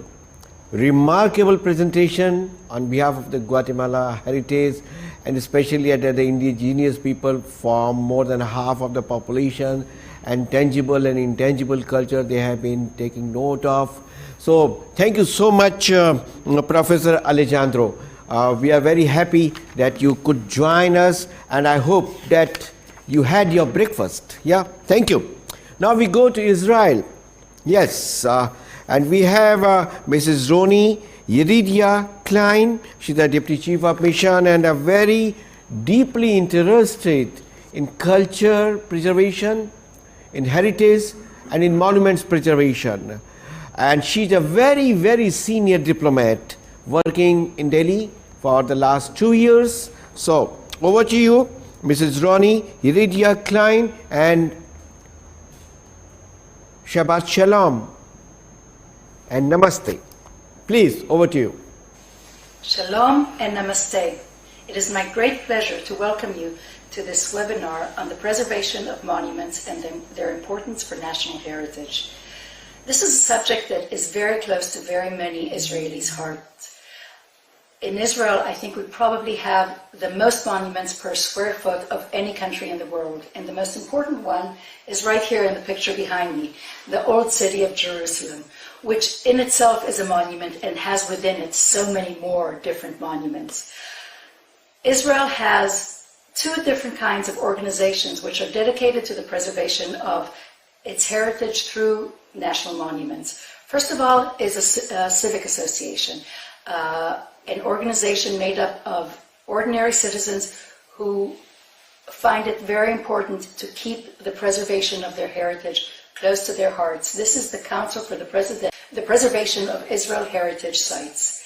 And it's an organization compounded of ordinary citizens who just think it's so important to preserve these sites. In addition, there's a professional organization, the Israel Antiquities Association, which is made up of professionals, scientists, archaeologists, and others who dedicate their lives to preserving Israeli monuments and archaeological sites.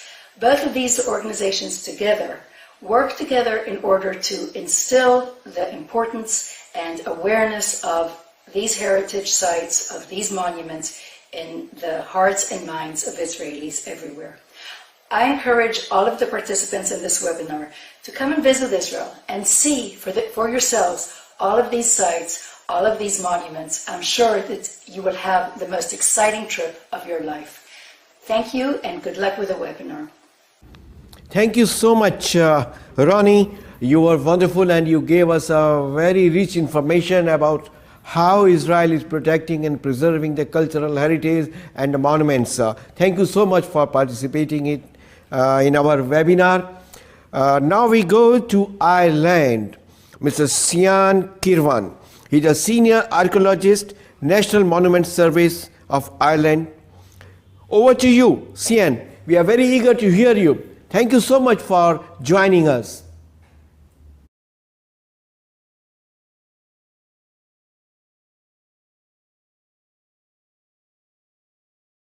By thanking the organisers and the Embassy of India in Ireland for the invitation. I hope this brief statement will provide some outline of the current situation in Ireland regarding monuments and archaeological heritage.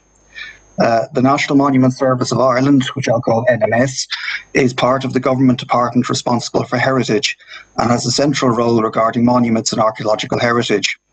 However, other bodies are also key, and ensuring that protection of this heritage is an objective shared across government at all levels is, in our experience, key to success.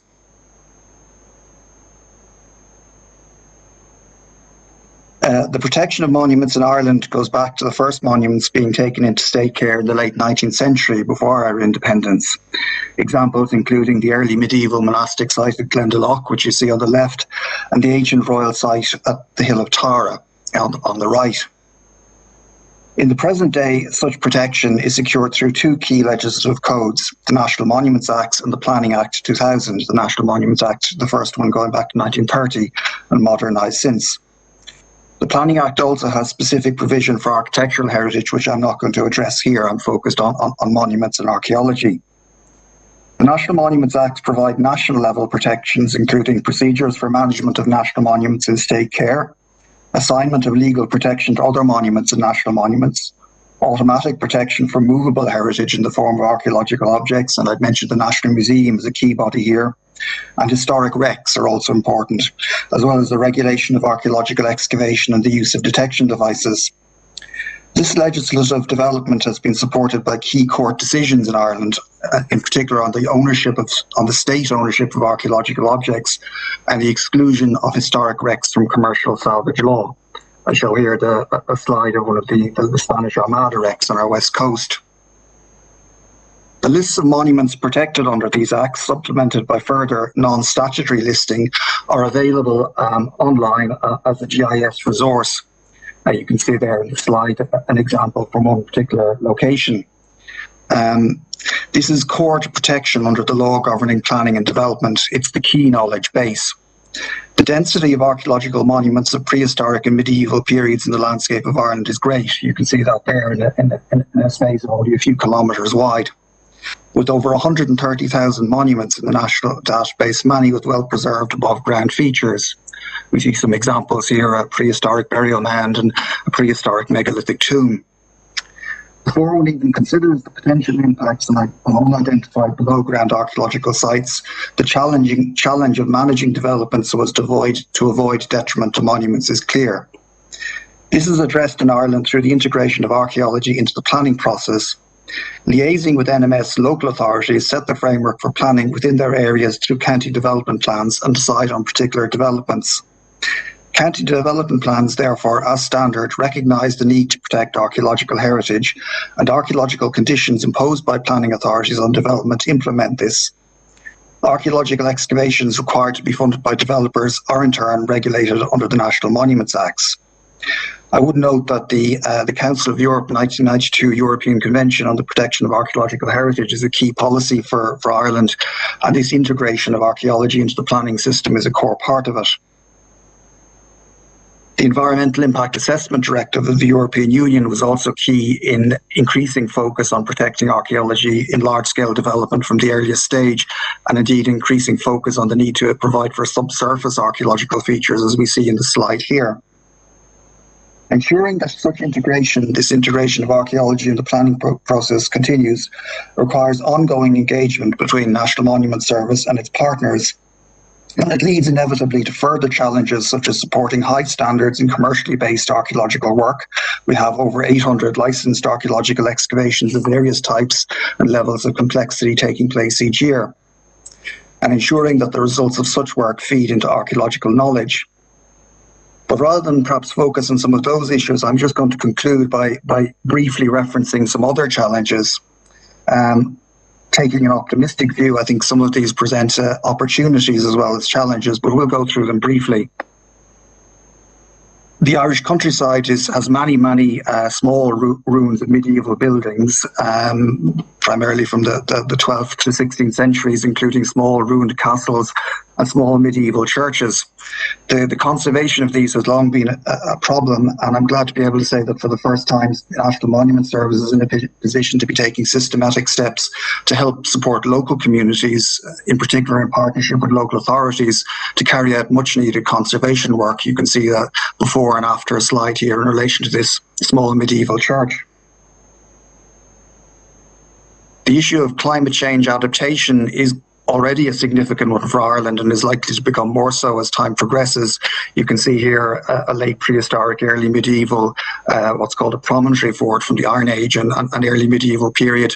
The stone bank and enclosure inside it being heavily eroded away as coastal erosion progresses, and this is being exacerbated by the increasing storms, which are a particular feature of our west coast. As well as, of course, publishing the results of excavation, there is a challenge to provide innovative ways of presenting, particularly in urban settings, the findings, the discoveries made in the course of archaeological excavation. You can see here one that was shown on national television, where within a shopping centre, steps are being taken to preserve in situ an 11th century of the Common Era building underneath the glass. You can see the work progressing to present it. And one issue which I'd conclude on, which I think is going to become more and more important as time progresses, is achieving, through archaeological and architectural heritage studies, a full understanding of the heritage value of urban buildings. And not only that, but mobilising this for urban regeneration. You can see on the one side the medieval tower there, which has been integrated into a modern urban space, I think successfully. You can see on the other side buildings probably on their outside looking from the 18th century, but probably containing much earlier fabric within them.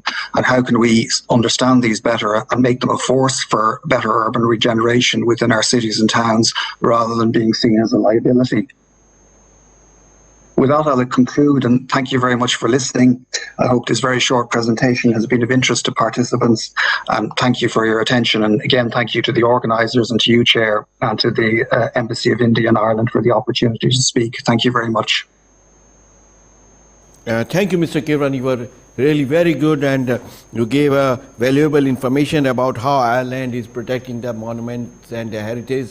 This has given a few ideas to us, so especially showing the archaeological remains and finds in the urban settings. I think this must be a bit different from the museums, and showing archaeological remains in an urban setting must be creating a new interest among the new generation for finding their roots and finding their past. Thank you so much. Now we go to Japan. Yeah, Japan has been a soulmate, a friend since ages. Beyond diplomacy, beyond all formalities, beyond all economic relations, one of the best friends that India has. And from there, we have Mr. Ayumu Konasukawa. Ayumu-san, you are most welcome. Namaste to this webinar. Over to you. We are very eager to hear you. Yeah.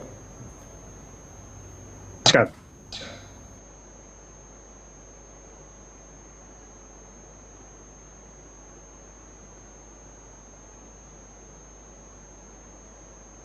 Okay, namaskar, so sir and madam and my friends. First of all, so I have to thank you so much, Bahut Dhanyawad, to the organizer of this special webinar. So it's a great honor for me to participate in this international webinar.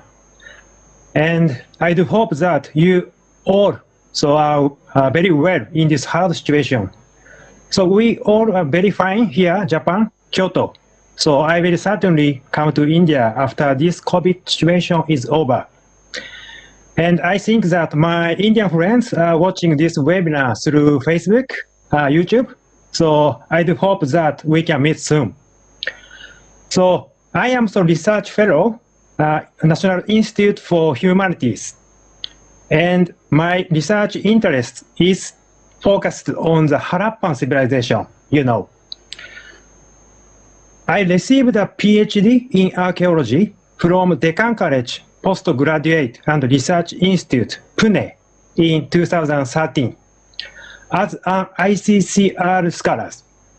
So I sincerely would like to give my gratitude for ICCR support. Archaeological research and studies in India were unique opportunities to me for gain insight into the Harappan civilization and the monument protection and heritage preservation. Now I have to conduct archaeological researches in the Gakkar Basin, India, with the Deccan College. Okay. I was requested to speak for 5 minutes about the preservation of the monument in Japan and their significance with personal experience in this special webinar. But I need more time to speak. The detail of that. And I was instructed to speak my experience as a former ICCR scholar, by the Embassy of India in Japan.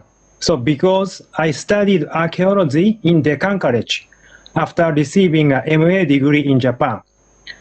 So that is to say, I know archaeology in India and archaeology in Japan, so I can compare the both.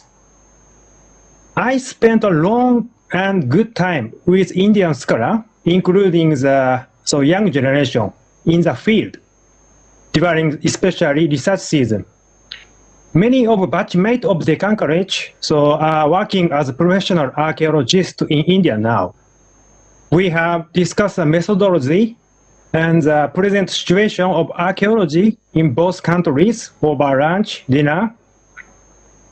Needless to say, we mentioned the monument protection and heritage preservation and their significance. In my opinion, based on my ICCR scholars' experience, in the past, India required foreign technical assistance and financial support from foreign countries on the monument protection and heritage preservation. But now, So I know very well that India and foreign countries are already at the same level on the monument protection and heritage preservation, on archaeology too. Indian scholars and research institutes already have excellent knowledge and technology and enough funding. So by the supporting from the National Monument Authority, Ministry of Culture, Government of India, so etc. What is required now on the monument protection and heritage preservation? In the ongoing process, so fostering cooperation both in the field and at governmental level is very important. As a young scholar in the field, do hope that so create an opportunity for the young generation to gather once a month, once a year, to discuss the monument protection and heritage preservation and their significance. So I believe that our frank conversation will become what is required now. As for the preservation of the monument in Japan and their significance, so I would like to show the details in that frank conversation. Next slide. So, sir, okay, I'm stopped. Thank you so much. So, Bahut Dhanyawad.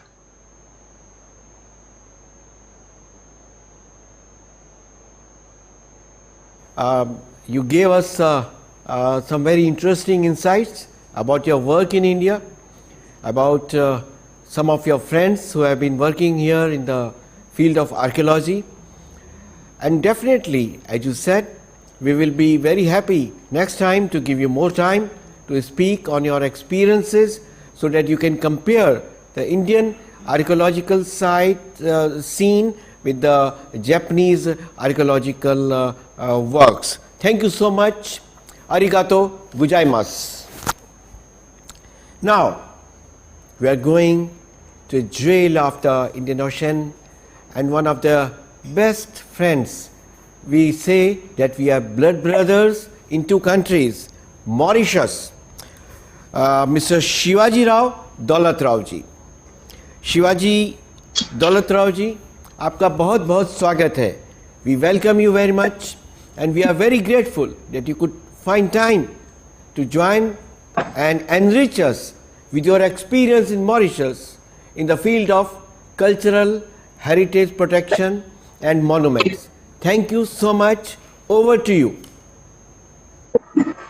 Thank you, Tarunji. Respected ministers, Sri Vijay Tarunji, Chairman of the National Monuments Authority, distinguished participants, guests, good evening and namaskar. It's a great honor for me as officer in charge of the National Heritage Fund to participate in this international webinar on protection of monuments and their significance for heritage. Let me first of all pay homage to Pandit Deendayal Upadhyay for his contribution in the social, political, economic and educational field in India. To begin with my presentation, let me introduce you the National Heritage Fund.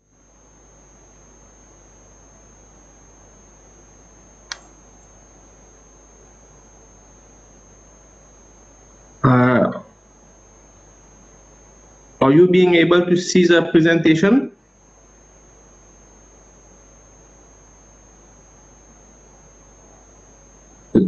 Let me proceed. In fact, the National Heritage Fund is a corporate body under the Ministry of Arts and Cultural Heritage of the Republic of Mauritius. And before setting up the National Heritage Fund, there were several acts that was governing heritage, but the legal frameworks have evolved over the years, and even the National Heritage Act 2003 is currently being reviewed in order to be up to date and to be in accordance with international norms and practices, and also to domesticate the different conventions that Mauritius has signed.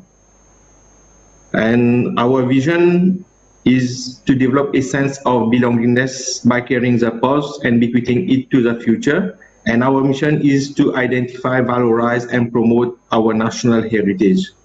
The objects of the National Heritage Fund is to safeguard, manage, promote the national heritage site, preserve the national heritage site as a source of scientific material for cultural investigation, and as an enduring basis for the purpose of development, leisure, tourism, and enjoyment of the present and future generation worldwide.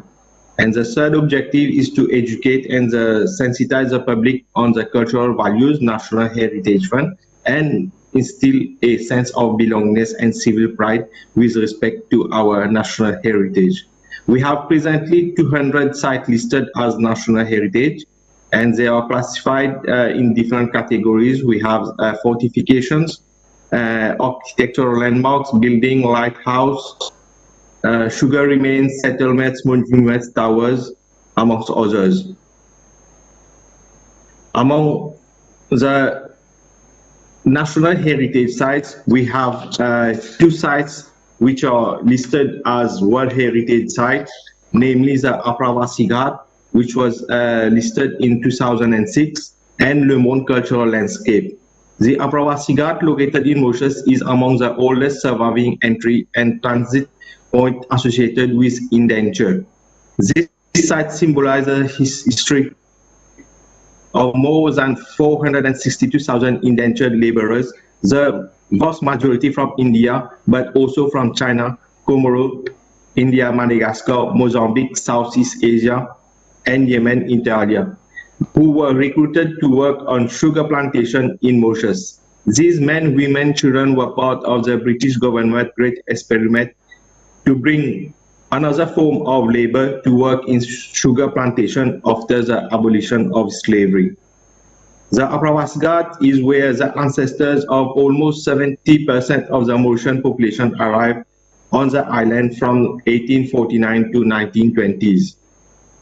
On the other hand, we have the Le Monde Cultural Landscape, which was listed in 2008 as World Heritage, and it is a mountain rug and into the Indian Ocean in the southwest of Mauritius, which was used as a shelter by runaway slave Maroons through the 18th and early years of the 19th centuries.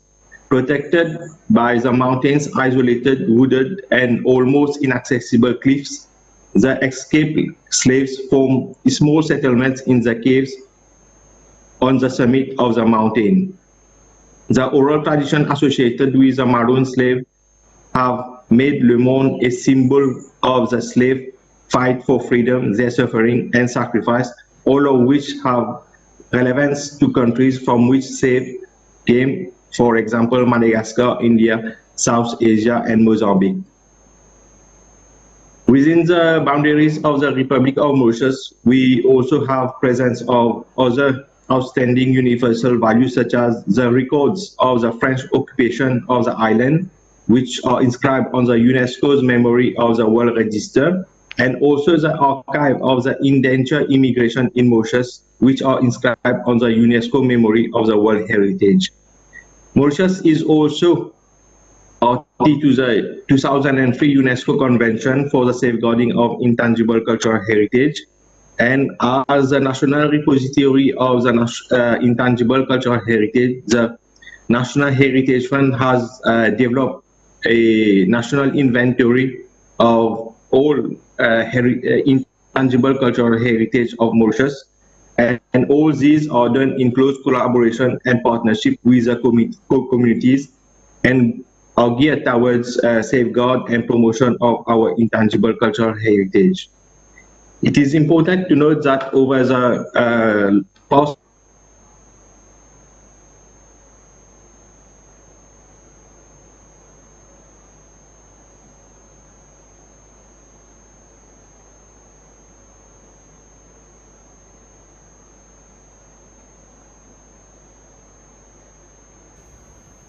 Hello. I think the video connectivity has snapped from Mauritius, but nevertheless, Mr. Shivaji Daulatrao, who is the head of the Mauritius National Heritage Fund, he gave a very important information about how Mauritius is protecting the cultural heritage. More interesting was the naming of Pravasi Ghat in memory of those Girmitia laborers, our ancestors who went there as a colonial bonded laborers, and to honor their arrival, the Pravasi Ghat has been created in Mauritius. Thank you so much, Shivaji Daulat Rao Sahab. Now we go to Myanmar. Dr. Peit Pyo Kiao. Thank you so much, Dr. Kiao. He is a professor of Department of Archaeology in Mandalay University, Myanmar. We are very grateful to you. Myanmar had been a great friend of India, and we have had a very age-old cultural connectivity with each other. So we can say that we know each other culturally, religiously. So welcome to this international webinar, and over to you, Dr. Peit Pyo Kiao. Thank you so much. Over to you.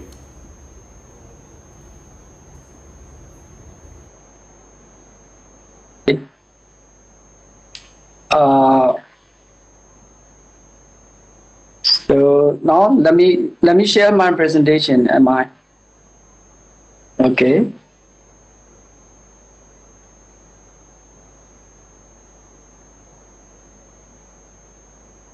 So let me present about our history of Myanmar archaeological activity. In the colonial period,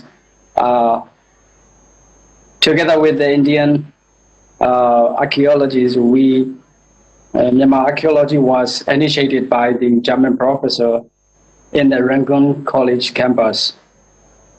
After him, the Chinese scholars, Mr. Tosenko, worked as a superintendent of Myanmar archaeology in 1902 to 1919.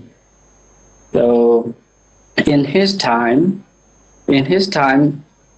the first conservation and preservation of pagan Asian monument was proceeded by under the supervision of Sir John Marshall. So you see that photo in the described in the annual report of archaeological surveys report. You see, so in 1907, the first conservation work in Myanmar could be seen collaborated with the Indian archaeological activities. You see.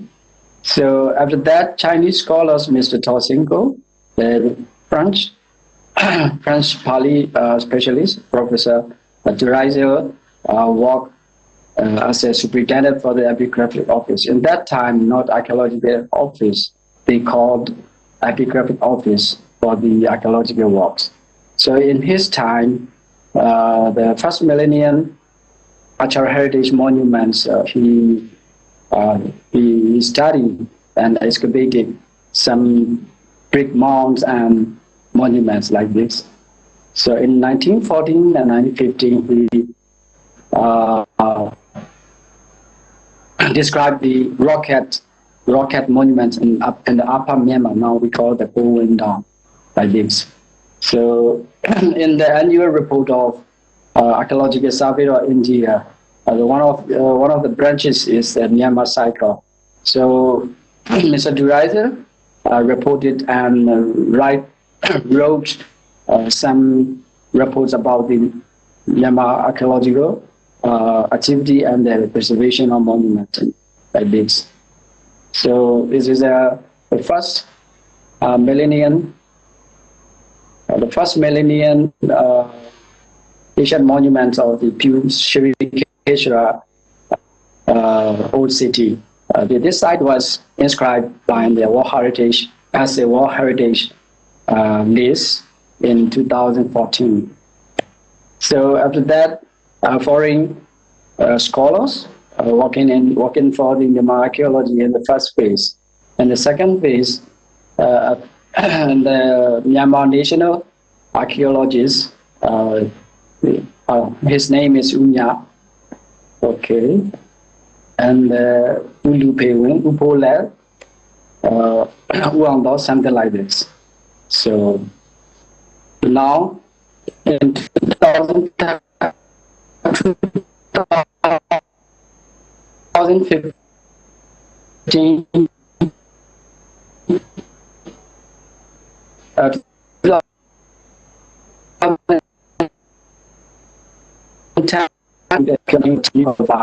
by the conservation projects of Myanmar Indian collaborative projects. So this picture, before and after a situation of the Asian monuments conservation law. So in Myanmar archaeology, the main and the central authority of the heritage is the Department of Archaeology and National Museums under the Ministry of Culture, Religious Affairs and Culture, and different departments of under the universities, Yangon University, Mandalay University, and the Narbonne University and Dagon University.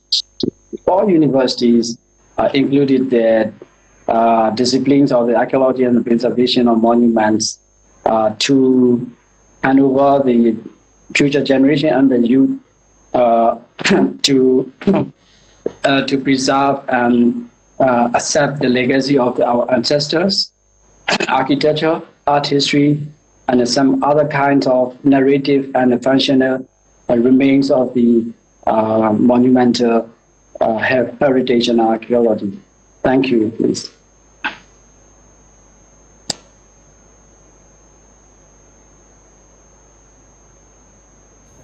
Thank you so much, Professor Pet Phyo Kiao. You gave a very good information about the protection of various monuments, temples, heritage sites in Myanmar. We have memories of Mandalay, Yangon, and still a large number of people who have been there since many generations. They create a connecting thread between the two countries. But I must say that government of Myanmar is very sincerely and seriously working to protect the cultural heritage. Thank you so much, and we will be meeting again in our next webinar. Now we go to Russia. Yes, Russia has been one of the most wonderful friends of India and time-tested friend. In every situation, in every critical time, Russia has been with us, especially our cooperation in the field of science, technology, and literature has been phenomenal. The Ramayanas translation in Russian and various other Upanishads and Vedas were translated in Russian, and recently there were certain groups in Russia found who are the worshippers of Hanuman. So we are here with Professor Leonid Kondrashev. He is the president of the National Committee of International Council for Conservation of Monuments and Landmarks. Very warm welcome to you, Professor Leonid Kondrashev. We are very eager to hear you. Over to you. Thank you.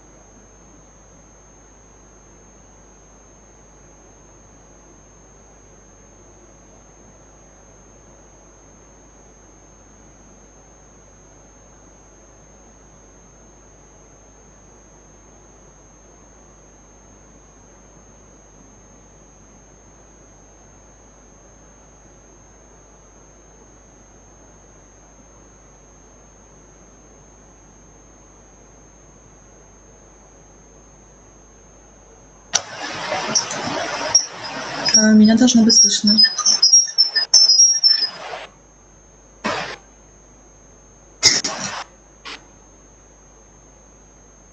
Леонид Викторович, вас не слышно.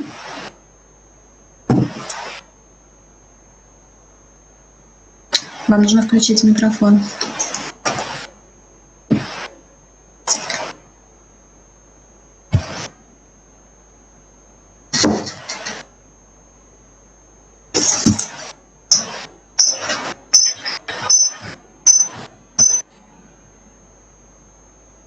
Слышно.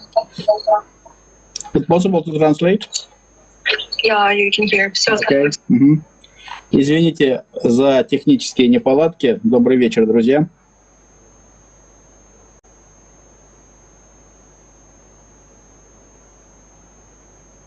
Слышно меня? Я себя не слышу, но давайте я тогда начну. Надеюсь, что мой перевод будет услышан. Извините за технические проблемы. Я хочу рассказать о системе сохранения культурного наследия в России. Следующий слайд, пожалуйста. Нет, предыдущий. Хорошо. Дело в том, что в России интерес к памятникам проявляется достаточно поздно, в XIX веке. И первоначально этим делом заинтересовались художники или очень богатые люди, которые прежде всего интересовались античным наследием, которое было на территории России. И только в XX веке интерес стал проявляться еще и к тем памятникам, которые, собственно, составляют русскую культуру.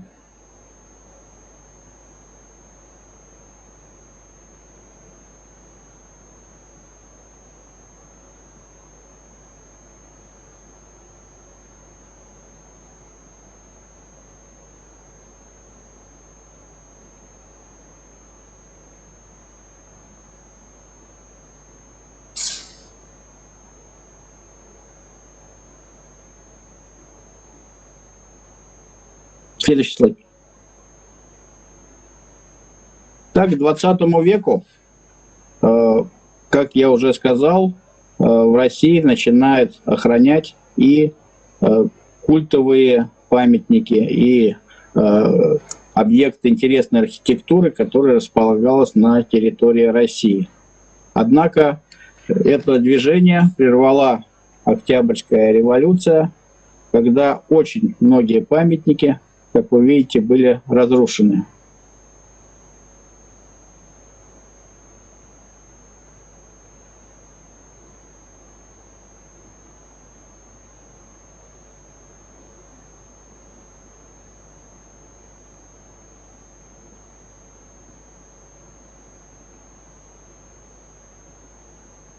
Следующие слайды говорят, что перевод не слышно.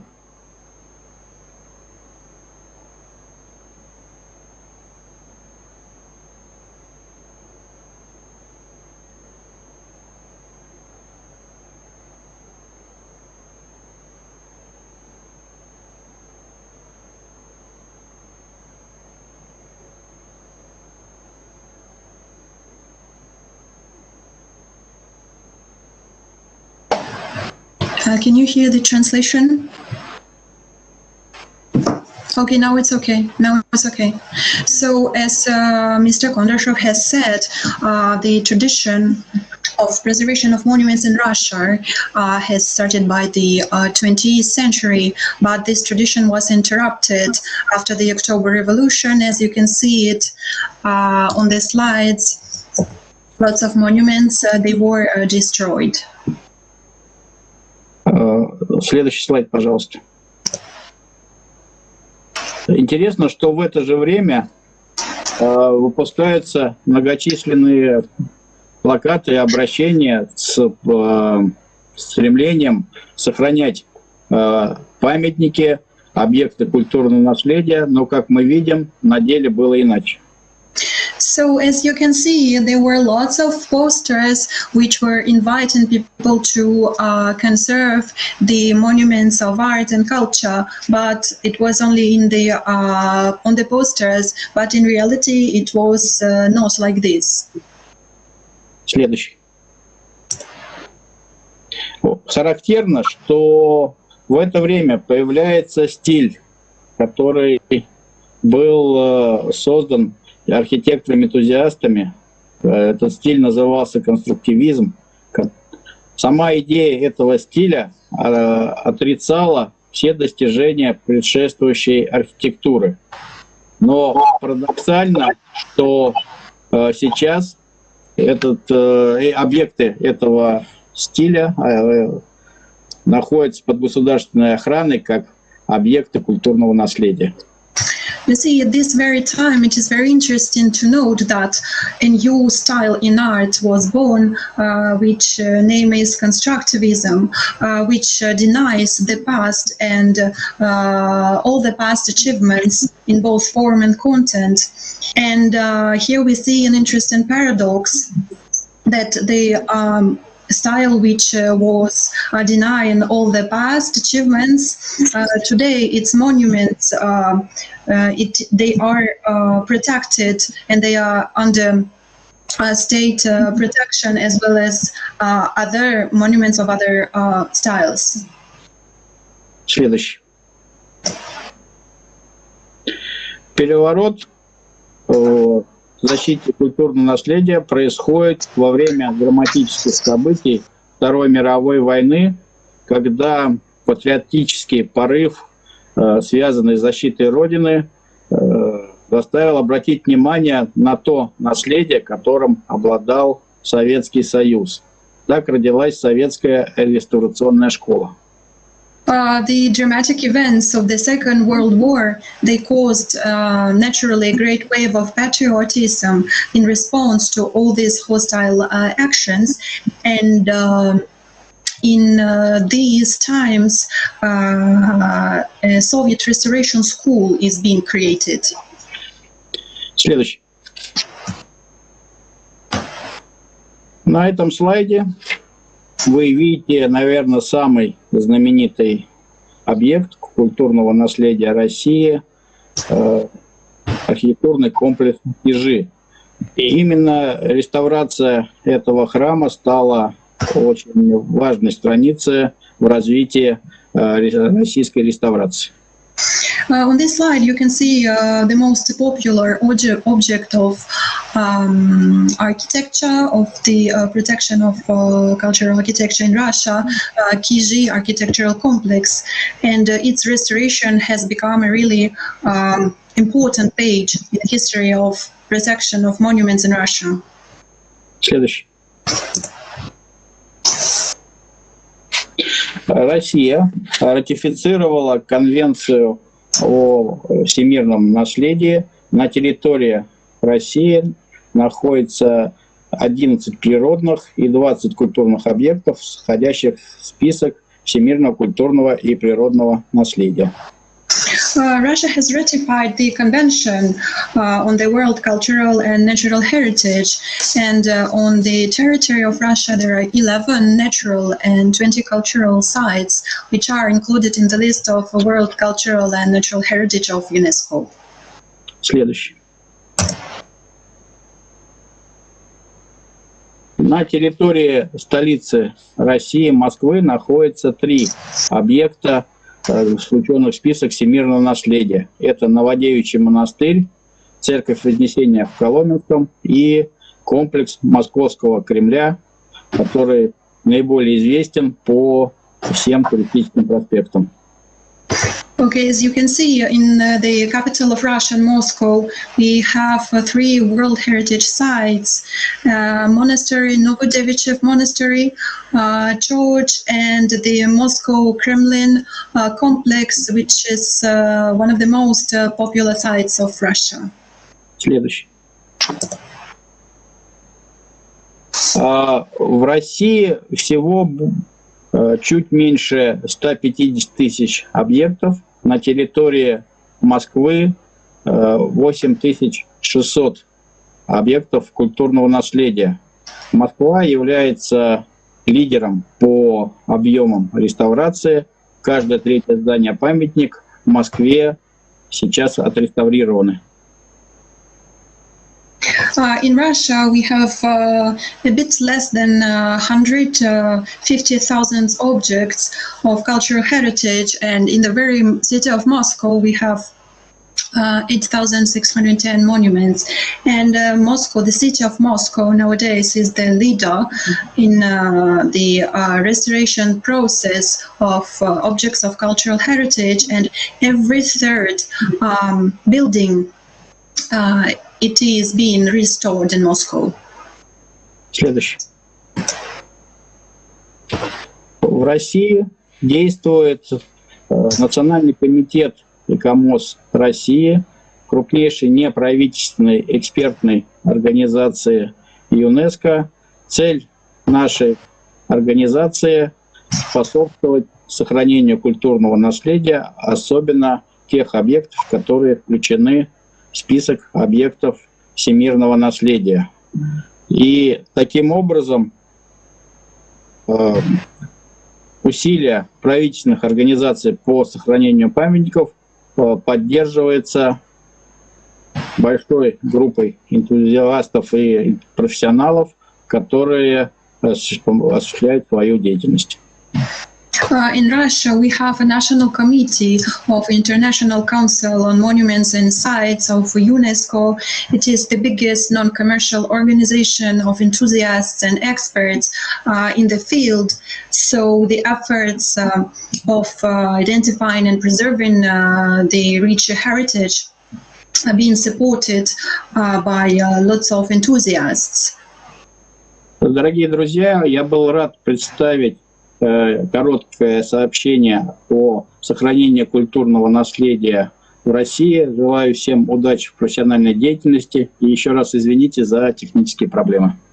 Dear friends, I was really glad to share this short message on preservation of cultural heritage in Russia. I wish to all of you lots of professional successes, and we apologize again for some technical issues that we had in the very beginning of our presentation.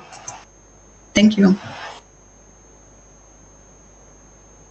Leonid Kondrashev and a very able translator who could convey to us the wonderful work of preservation that is undertaken in Russia.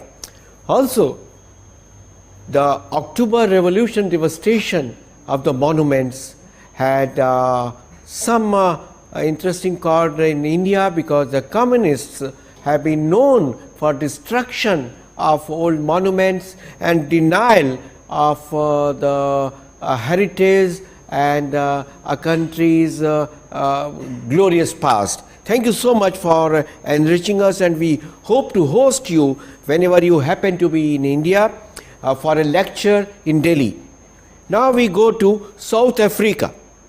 May I request Miss Mama Komaring Komi Exenia Lekasi Lesaona, who is the Executive Officer of Heritage Information Policy and Skills Development in South Africa. South Africa is a great country, great people, great heritage. We are very eager to hear you. Over to you, madam. Good afternoon, and thank you very much. It is an honor today to be able to represent South Africa and my organization, the South African Heritage Resources Agency. It is the agency of the Department of Arts, Sports and Culture within South Africa. We have been asked this afternoon, and it is afternoon in South Africa. Good evening and good morning to everyone across the world. We have been requested to speak on the monuments, and we have decided then to share with you how we are dealing with monuments in the sense of monuments, statues, and memorials.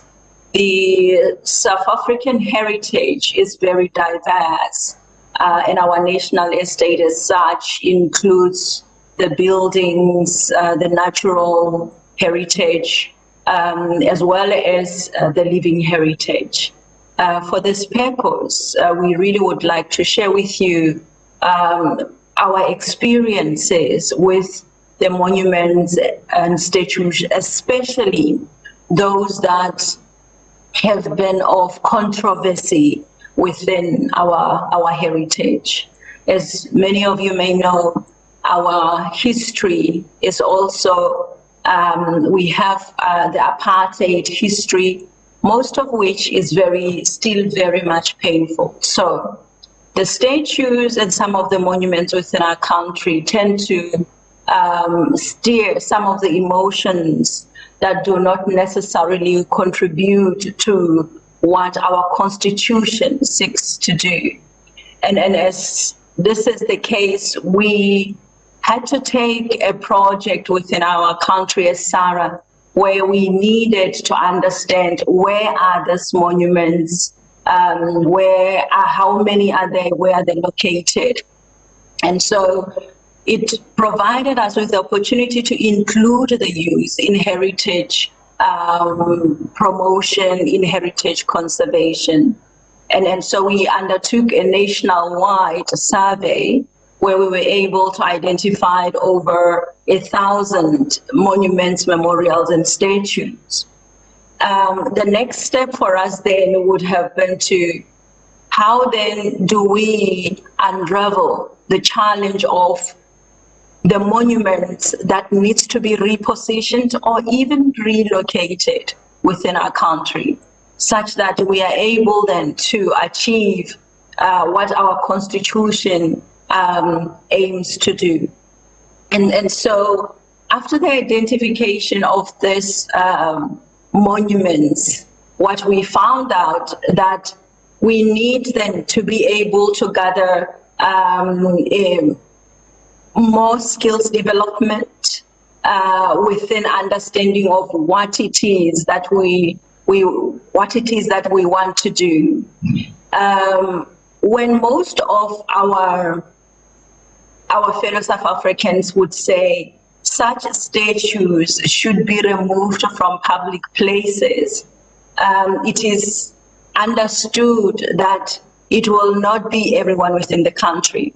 So we are sitting with a very interesting project ahead of consulting really the whole country in terms of how then are we going to have the heritage that will be representative of the diverse cultures of South Africa, especially in the monuments. One would say, if you remove the statues, what you do to the places that they have been in. And that's why very carefully we have chosen to use the words of repositioning and relocation. It gives us the opportunity then to reinterpret these spaces in a way that suits our South Africa today. The history or the heritage that might have been left out as a result of the circumstances that existed then. And this way, through this heritage, we aim then to reach the social cohesion and be able to celebrate our heritage in general. The monuments, most of them are located within the main cities of South Africa, mostly within the coastal regions. And so within the engagements of the young people, we found that most of them were not even aware of these monuments, which brings us to the need of skills development in the conservation of our monuments. And so we would like then to share with you, I think, some of the learnings from that project, which we undertook. And even though we have a very clear legislation towards the protection of our heritage and national estate, we had the challenges with a limited understanding or the definition of what a monument is, a memorial is. And I must be clear that we are talking of the monument in the sense of what you see, so immovable on the landscape. And so while we needed then to redefine this, it also took to the spectrum of our heritage. So we need then to further define and clearly define an inclusive definition of a monument and memorial within our context. The need for skills and training. We have, and I've had in this platform, that we all do need capacity within our area of heritage resources management. We also were able to, through intergovernmental cooperation, we were able to reach our targets, and we continue to do so. Our country, as you know, is quite big, and you're from coast to the inlands of the northern part of our country. How did we do this? Project was through use of technology and as part of skills development that we would like to do. Another part of our heritage is preservation that we continuously need to work on. And it is a challenge of funding, and what we have been able to do is through the private partnerships, then we have been able to fund some of the projects that allow us to continuously engage in heritage conservation. May I conclude my presentation by saying that within our context, the monuments are symbols of our people's experiences. And even if it can be the painful history, we cannot erase it from what we have been. And so our constitution through the monuments recognizes the injustices of the past and seek to correct that. And we recognize heritage and monuments as a way we can heal the past. And so if we succeed in having a one voice on how we can see this monument, then we will be able to achieve social cohesion within our country. And our heritage, as many countries do, also is to celebrate our achievements and to retrace, especially for monuments and statues, to retrace inequalities of the past. We cannot, within South Africa, talk of monuments without remembering where we have been as a country. And so the monuments, in this case, deepen our understanding and appreciation of our diverse cultures. And as a way, then, we are able to get into more research, share across our cultures, and appreciation of one's cultures. And so our continued work will, within monuments and statues preservation, will continue. Thank you very much for the opportunity. Komorenga Nakasi Lisoana. You enriched us, and especially you touched our heart with the words that monuments are the symbols of people's experiences, and the injustices of the past have to be corrected. We too had the colonial past, and the colonial invaders, they tried to destroy the memory of our people, and they have erected the monuments which are glorious to the invading armies and invading regimes. We too are struggling to have those injustices corrected here. Thank you so much for your very good presentation. Now we go to Uganda, a great country. Uganda has been a wonderful friend, and we have a large number of Indians staying there.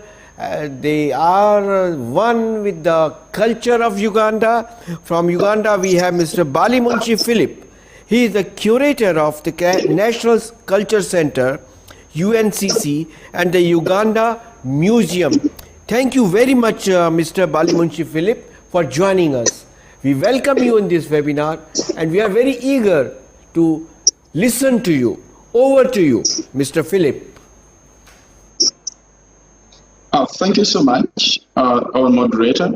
And it's a privilege to have the Indian Commission in Uganda give us this opportunity, and also the National Monuments Authority in India organize this.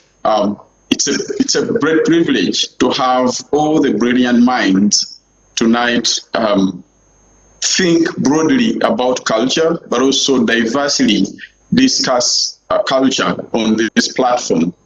Our culture in Uganda is housed under two ministries.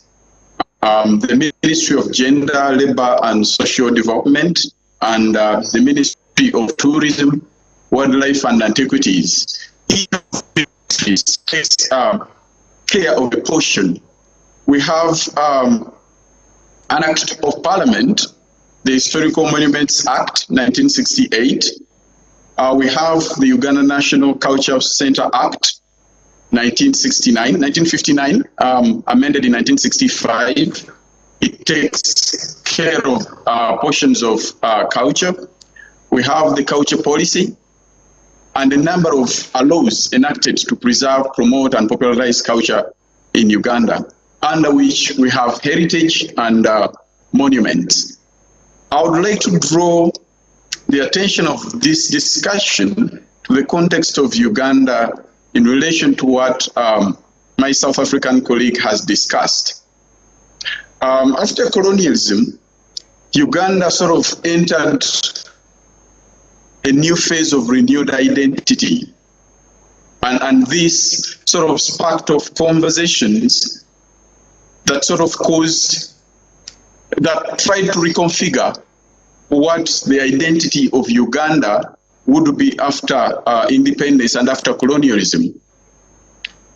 We have continuously struggled with this debate and conversation to date.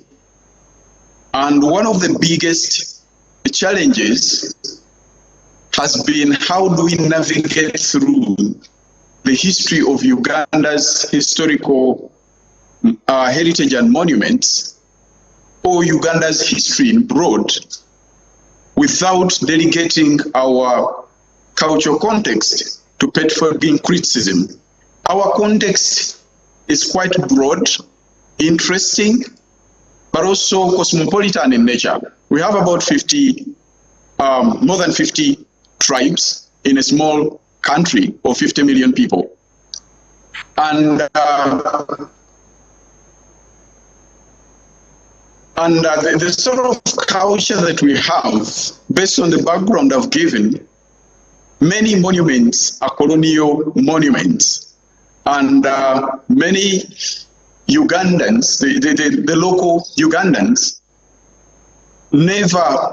we're sort of split on whether they relate to the story. Everyone questioned and still questions whether the story speaks to what Uganda is or what Uganda should be. And we are split between that. However, the institutions that are mandated, mainly the Uganda Museum, through the Historical Monuments Act, has invited stakeholders and the private community in general to sort of share Uganda's history and be part of the preservation process. And we have embarked, since the spark of the 1962 conversations, we seem to have embarked on a journey to Africanize our histories.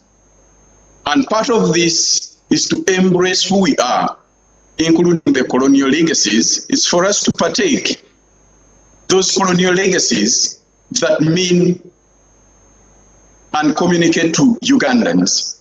However, due to limited funding, government alone cannot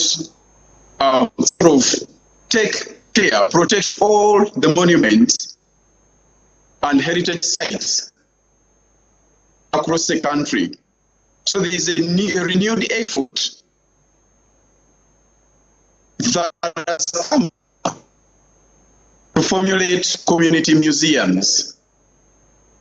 And in this effort, the institutions, UNCC, the Uganda Museum, the Ministry of Tourism, the Ministry of Gender, have embarked on an idea of sort of giving knowledge and educating the communities into cultural experts and become caretakers of culture and monuments rather than revolters who decide to destroy.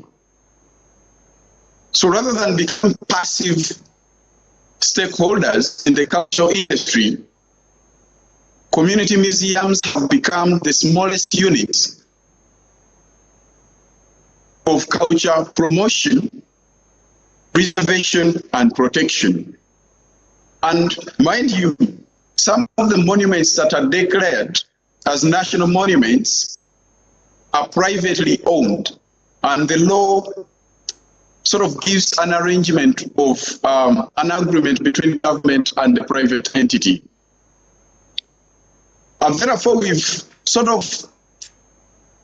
government sort of put up structures and policies to guide how the community can be the greatest protectors of culture. And the processes now are embarking on ideas of documentation. How can we document memories of these monuments that are housed in mindsets of people?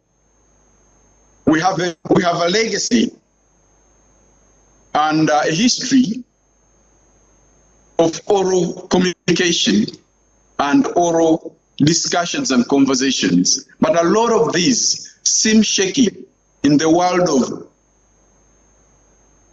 documentation and in the world of writing and sort of conversational preservation. So part of the Africanization of or Ugandanization of our histories, we think processes of documentation, processes of presentation, processes of communication, and of recent, we have initiated debates on restitution. Because the question of who is in the best position to take care of looted art and looted monuments when they are returned to Uganda. Are they the communities? Is it central government? Are they ministries? So we have embarked on a process of identifying African experts, regardless of their education background, but in view of their knowledge of the context and the monuments or culture sort of set aside at that particular point. We have also, because government cannot set up museums or cannot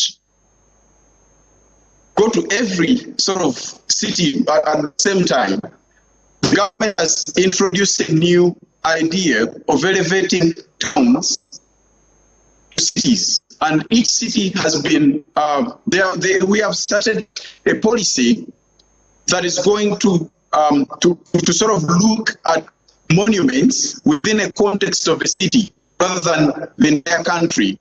And that process has started with 2 new cities, that's Entebbe and Kampala.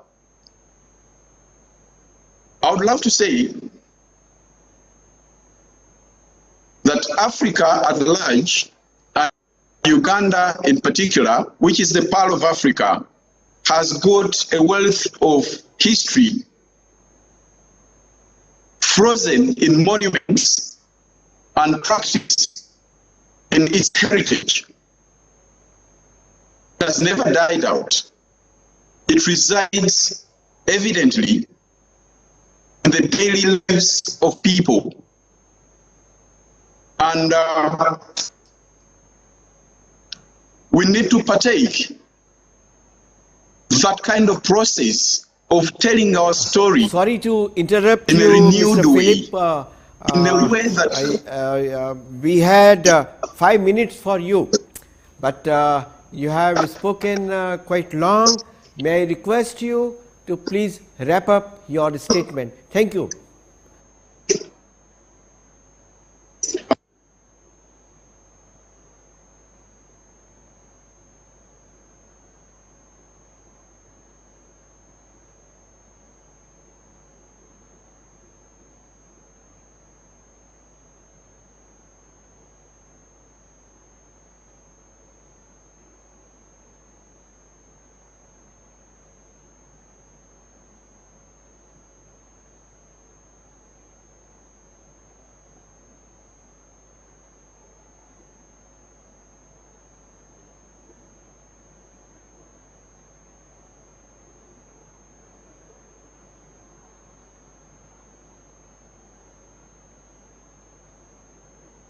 Wealth of information about preservation of culture and monuments in Uganda. Now, friends, we are almost on the last leg of this wonderful, enriching and very, very inspiring global webinar, and we are going to Venezuela. We request Professor George Israel Amais Monjon. He is an anthropologist and archaeologist. He is the president of the Archaeologist Society of Venezuela. Welcome to the webinar, Mr. George, and over to you. We are very happy to have you in this webinar, and we are eager to hear you. Thank you. Over to you.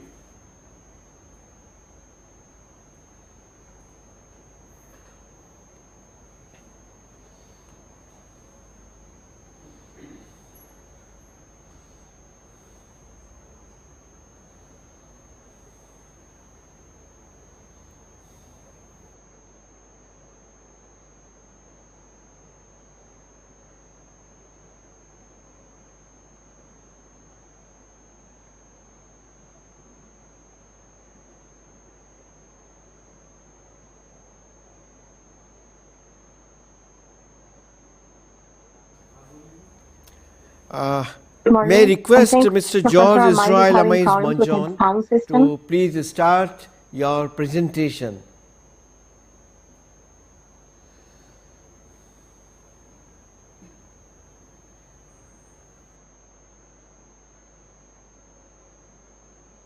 Good morning. Can you hear me?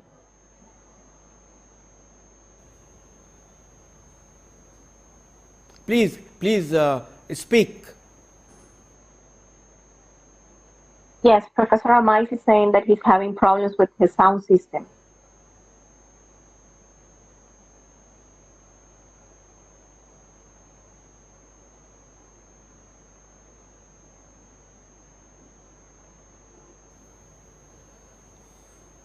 Please speak, madam.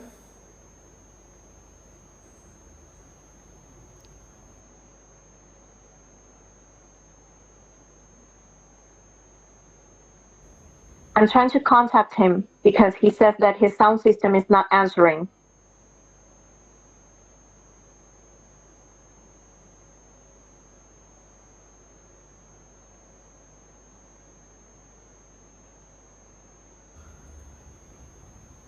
Is it okay, or should we wait?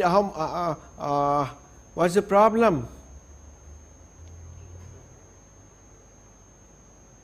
Hello? He says that his audio doesn't answer.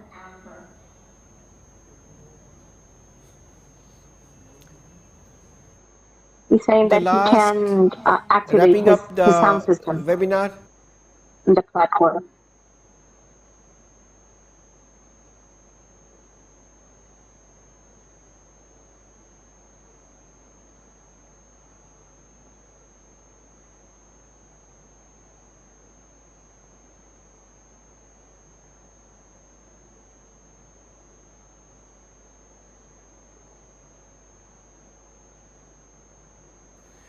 Thank you for your efforts. In all humility, we must say that this has been a wonderful experience, hearing so many valuable thoughts from across the world. We have with us a very distinguished scholar, Dr. J.K. Bajaj. Recently, he has been awarded by the Government of India a Padma Shri Award, which is one of the highest civilian awards for scholarship and research work.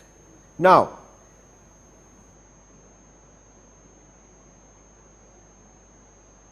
have the webinar wrap up and say a few words at the end of it as a most senior enlightened scholar today with us.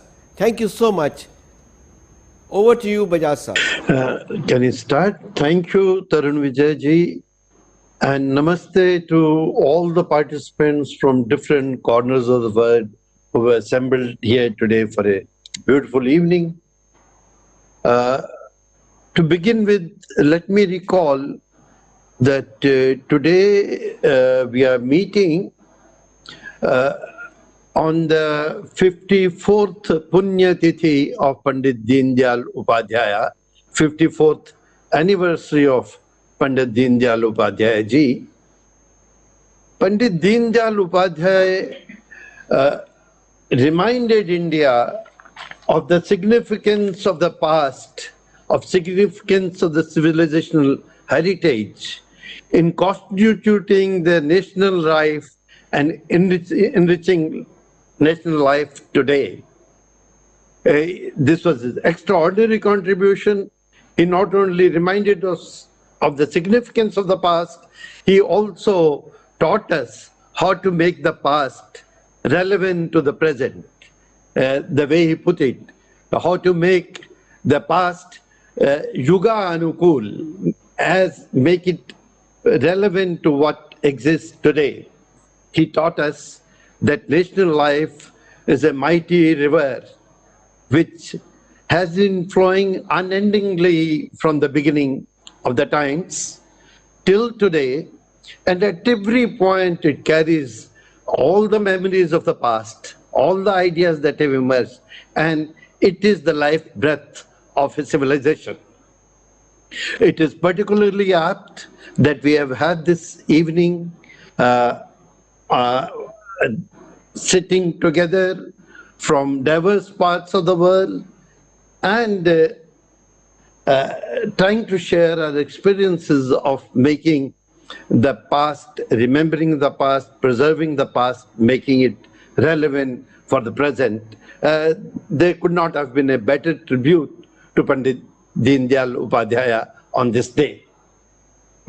Having said that, let me also state that the question of preserving the monuments, issue of preserving the monuments, is especially complex in India for some of the reasons that you have all talked about.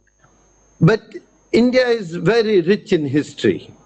And it is my personal experience, it will be the personal experience of many other people, that any part of India, at least any part of most of India, you walk through some path, you will come across a monument, perhaps in ruins, but mostly standing, of structurally significant, historically significant structure every few miles. And none of these monuments, even if they are in ruins, are dead. The local communities associate their religious observances, associate their ancestral memories, associate their histories of their caste histories of their communities with those monuments. They take immense pride. I've experienced the kind of pride they have in the monuments in their neighborhood. And since all of them cannot be preserved by government effort, they make an effort to keep those monuments that they think are their own in good order, in clean space, as far as possible within their limited resources. India today, especially for the last few years, is making a new effort to connect with its past, to revive its past, to present its past, to learn from its past. And part of that effort is to make a greater effort to preserve our monuments, not only the 4,000 monuments that are nationally listed, but also the monuments that are spread through every community, every village, almost every other village of India. This is a stupendous task, and it will require getting ideas and thoughts, skills, technologies from all over the world. And the experience we have had today of sharing those ideas, those technologies, what different people in different parts of the world are doing to preserve their heritage are certainly going to be useful for all of us who are present here today, but especially for India. It has been extraordinary experience. We have had presentations from our neighbors in Bangladesh and Bhutan, Myanmar, but also from far-off places like Colombia, Egypt, Ecuador, Guyana, Guatemala, Israel, Ireland, Japan, Russia, South Africa, Uganda, Venezuela. One could not have wished for anything better. I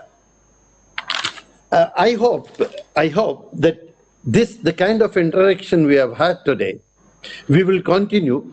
Tarun Vijay will surely try to ensure that we keep sharing ideas, sharing skills, sharing technologies with each other to attend to the task that we have nationally for preserving our monuments, our memories, and making those memories and monuments relevant to the present day national life.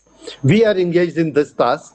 We will go along with the whole of the world. We'll certainly like the whole of the world to be with us in this great task that we have undertaken. Thank you very much. Thank you, Tarun Vijay, and thanks to everybody from. Have been a better wrapping up after this wonderful webinar where people have shared their experiences. At the end, as the chairman, may I use my privilege to have a very brief opportunity to our friend from Venezuela. There were some technical glitches. They were trying to have that resolved. Now they have connected. So I would request Mr. George Israel Amais Monjon to be very brief, because we waited and we have come to the end of the webinar. But in respect, as a respect for your participation, kindly wrap up your statement in 2 minutes. Thank you.